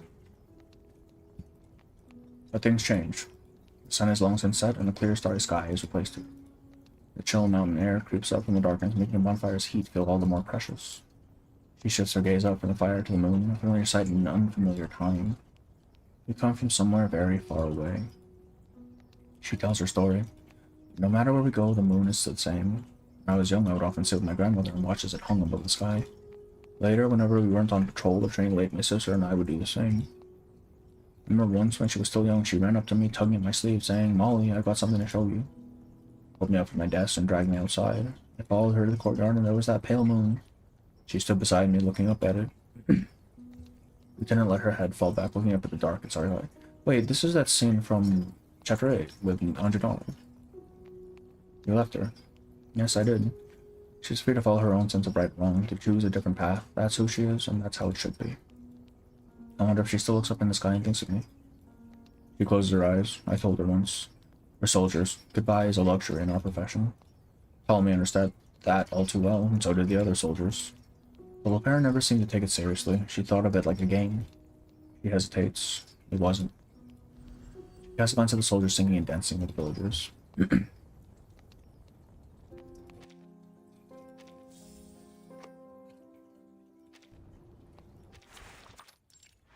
Most of them had never shot at anything that couldn't shoot back. Rabbits, birds, deer, maybe a wolf or a bear. Hunter is not a soldier just because he can fire a rifle. No more than climbing on a horse makes you a knight. The old man nods in firm agreement. You speak truly. To be a soldier is to be both best and worst of humanity. I still remember their names. Her voice trails off. After 2 breaths, she was again reciting the names as if they were a solemn vow. Marsha, who was always better with a sword than a gun, Whitewood, who took better care of his books and his rifle, and Vasilisa with her falcon. They were all dead. Their names linger as ghostly wisps in the night air. Lopera and I were supposed to go on a mission. It was our first opportunity to witness a battlefield firsthand. But just before we left, Father decided to leave the two of us behind. I still don't understand why. We were still at the station waiting for the train when the messenger showed up with orders for us to return back to base. By the time I finished reading, the train had pulled into the station. The others started getting on one after another. Disappointment on her face hardened into something else. Sadness became protest, protest turned to rage. All I could do was grab her hand and tell her to follow orders. I didn't understand Father's reasoning, but I followed his orders, just as I always have. I keep my opinions to myself. I follow my orders. They brought me to my father, and then, one after another, brought others to our side. They would come and go, live and die, then more would come. Orphans created by and for war. Exhaustion lingers in her voice. War forces us to grow to adapt to our conditions, to the brutality around us. It's not right to say grow, we survive. Those that adapt survive. She bites down her lower lip, her brow furrowing. My sister has been on many missions, but I don't know if she's ever seen that side of war for herself. Never got the chance to ask. I never wanted to. She opens her hands. I hope not. I hope in some way she never has to adapt to the cruelties that I have. The brutal calculus of command. She's suited to what she does. She isn't meant for the front lines. The old man pulls an almond from his sleeve and hands it to her. Thank you. The lieutenant takes it, her face scrunching involuntarily, anticipating the oncoming tartness. And what is it that changed you? A battle that wasn't worth remembering, when I shot a man I didn't know. A historical battlefield. Years ago, the admiral brought his daughter to the battlefield. They flew in during the final days of the war. She was still being trained as an officer. From the window of their plane, she could see husks of concrete buildings jutting out like bones over the scarred landscape. It was our first real taste of the battle, an assault on a fortified position. We secured the street. We had tanks then, large armored vehicles with cannons. She explains for the man, though perhaps even the notion of a motor vehicle might elude him. The tanks are no use in taking a building. I led the troops in. I think we had reached the 3rd or 4th floor without opposition. Then I heard a voice, a man speaking in a language I didn't know. I turned to see a stranger. It didn't take long before he saw me too. I reached for my gun. He raised his. The lieutenant taps her thumb on her chest, signaling with a small gesture. The old man nods in understanding, his wrinkled thumb turning the lapis lazuli beads on his wrist. I reacted on instinct. Father's training, it was over in a single shot. He sighs. Then, I don't know why, but I crumpled to the ground and lay there. My mind went blank. My comrades came running over. They thought I had been hit. Her hand trembles on her chest. The moment replays itself in her mind. They told me I was crying and throwing up as they dragged me out to safety. All that training, all that was expected of me. Honor and glory, and martyr's death. But I only killed that man because I was afraid to die myself. Couldn't escape the look on his face as I shot him. For a long time after, even in training, if I heard a gunshot, I would feel sick to my stomach. Until one day I changed. That sickness in my stomach just went away. Or maybe I learned to live with it. The old man stopped twisting the beads with his fingers. The fire twinkles back at her in the bright blue reflection. And it's a feeling all soldiers must learn to live with. Dumbra.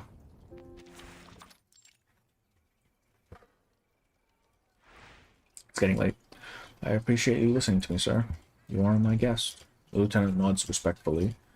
The music has picked up again, a familiar song that brings a wave of cheers from the nearby revelers.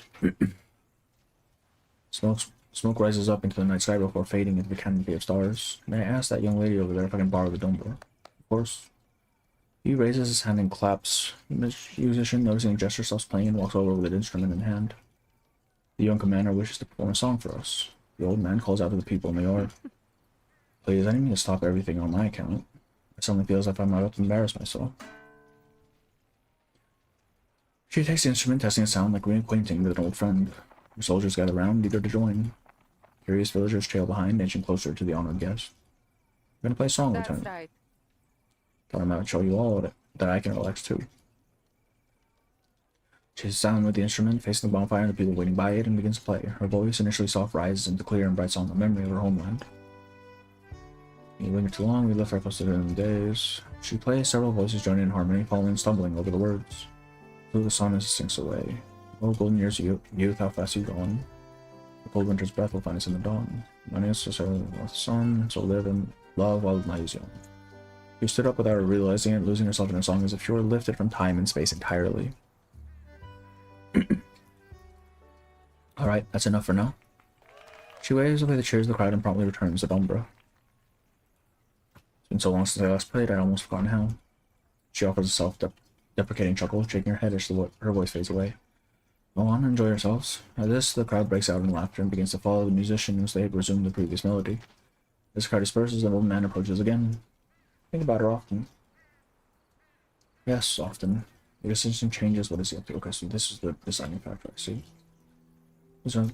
Lieutenant loses herself in thought, reflecting on the past until after a long pause she speaks. When she joined us, things were not a lot like this. We danced, we celebrated, and I remember playing that song for them as well.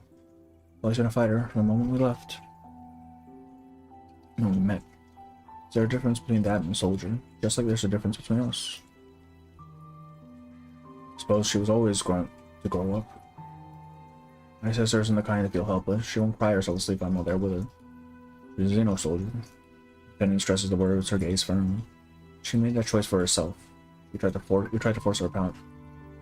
We tried to force her down a path she couldn't follow. Sometimes I wonder if I had just explained things to her from the beginning. If I had said the right words, she would have chosen differently. Her tone is wistful, catches her off guard to have let something so naive slip out. I don't know. She shakes her head. It wasn't that she didn't know, it's that she knew there was no answer. She always lived according to her own rules, her own conscience. I would never take that from her. A bitterness holds on her tongue as hard as the old man's almonds. Her sister's image feels faint in the distance. She can't even recall the sound of her voice. What comes to her mind instead is the thundering rattle of gunfire. Sweltering afternoon, thick humid air that clings to her skin, mixing with beads of sweat. She guides her sister's hand, telling her to aim at the target and not hesitate when pulling the trigger. Decisive and resolute. Just like her dice game, she would lose everything and never forget it, no matter how badly she lost. Perhaps while I was away, she really grew up. Tapped up on the letter. A brief message is placed on the lieutenant's desk. November 11, 1920, ceasefire on the Western Front. Your forces remain stationed in Aikanum. Recruit, prepare, and wait for further orders. The war is over. Mine isn't. She opens a window facing out towards the cold, covered mountains as they glimmer in the morning light. In distance, she can see recruits, young people in the village, leading their horses to the river on hunger. After the morning patrol, she idly twists a medal in her hand, not a mark of battle or a reward of service. It was one of a kind, the gift for the world's #1 sister. I hope she isn't anywhere near the Eastern Front. Oh, another change, huh? Better off staying away from this war. In fact, I pray we never see her at all. Father won't show any mercy. She clenches the medal, the cold metal carrying the warmth as hers and hers alone. She wouldn't either. She picks up her rifle and turns her head outside. Her troops are waiting for her. Crisp fall air fills the sky outside, clear and boundless, illuminated with the rising sun. On the other side, a long interrogation is finally coming to a close, and an unexpected visitor arrives, let her slip into the room. News from Miss Lepera. She opens it and pulls out the contents in full view of everyone. No one stops her. Eastern Front, Igor. She reads in silence. Her ever-easy smile falls away into frustration. She scans the page again and again as if searching for another name. We thought it best to share this with you. Thank you. I haven't received any intelligence from unformed Lieutenant Moldir. That doesn't surprise me. She's still alive. She's somewhere out there. I just hope she doesn't come to regret her choices. Sounds like she did some work for us in Antarctica. Is there any news so far I want to know first? We do what we can. Lines of interrogation are pulled open and there's another day floods in. On this late fall afternoon, the sunlight slants in the cold, bare room. Lepera stands by the window, lifting a hand to her shield her eyes as she squints towards the world outside.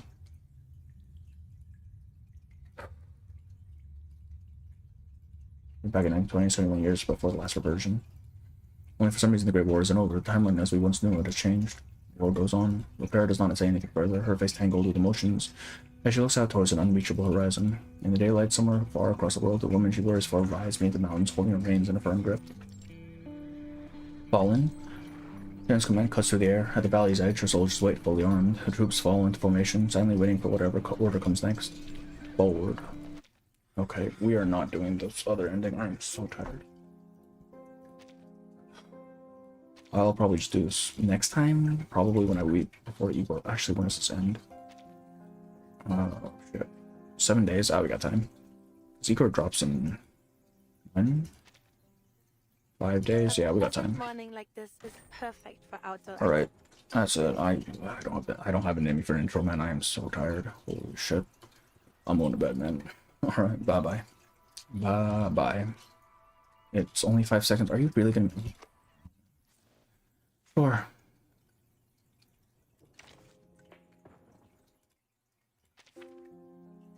How do I even get it? You? Okay. She's fed. I'm assuming it's... There we go. A Xeno officer. Not girls on my tongue, but she often lives me that good. That's okay. Academy, there's blah blah blah. It's whatever. Is that what I chose last? I don't even remember what I chose last time, man.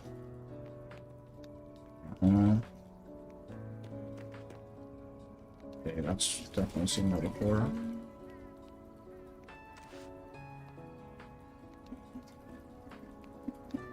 Top and bottom. Okay, so I just did this wrong. Cool, let's do it again. Seconds, he says.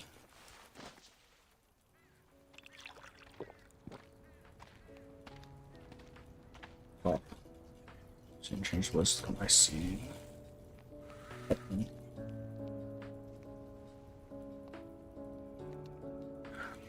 Do I need to finish the thing, or can I just skip out?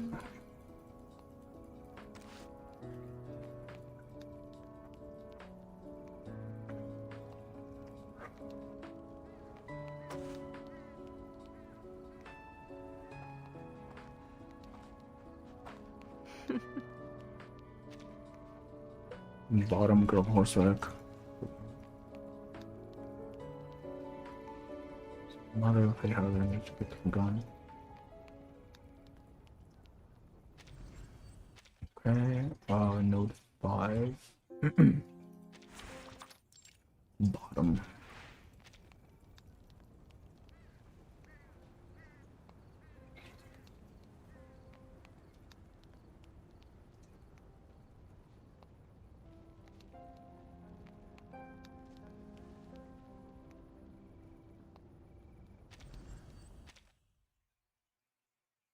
Top and then node 7 bottom.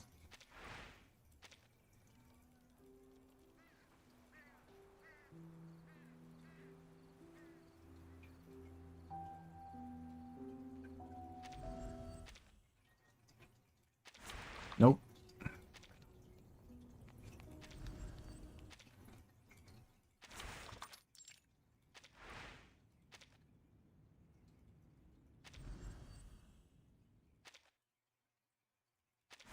Huh.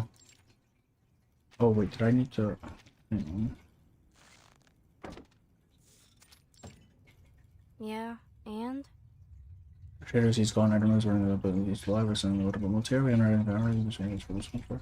What a sense for a long time. I'll go to North Korea, but sort of changing air again. Wait. Okay, so this is the same. Oh. Wait, how does this work? Did I get it? Oh, I did. Wait. So it was just that the ending was just how whether she wrote the letter or not. I see. I'm gonna see that again. Hang on.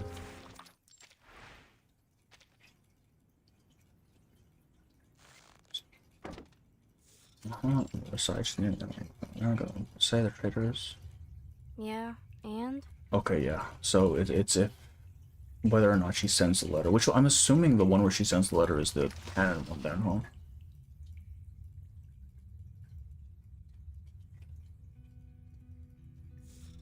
Yeah, okay.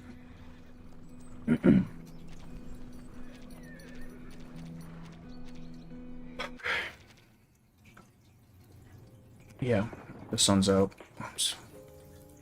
I'm going to bed. I will see you later, probably for when Igor drops next week. Depends. 5 days it says. 1, 2, 3, 4. Yeah, probably next week. But for now, I'm going to bed.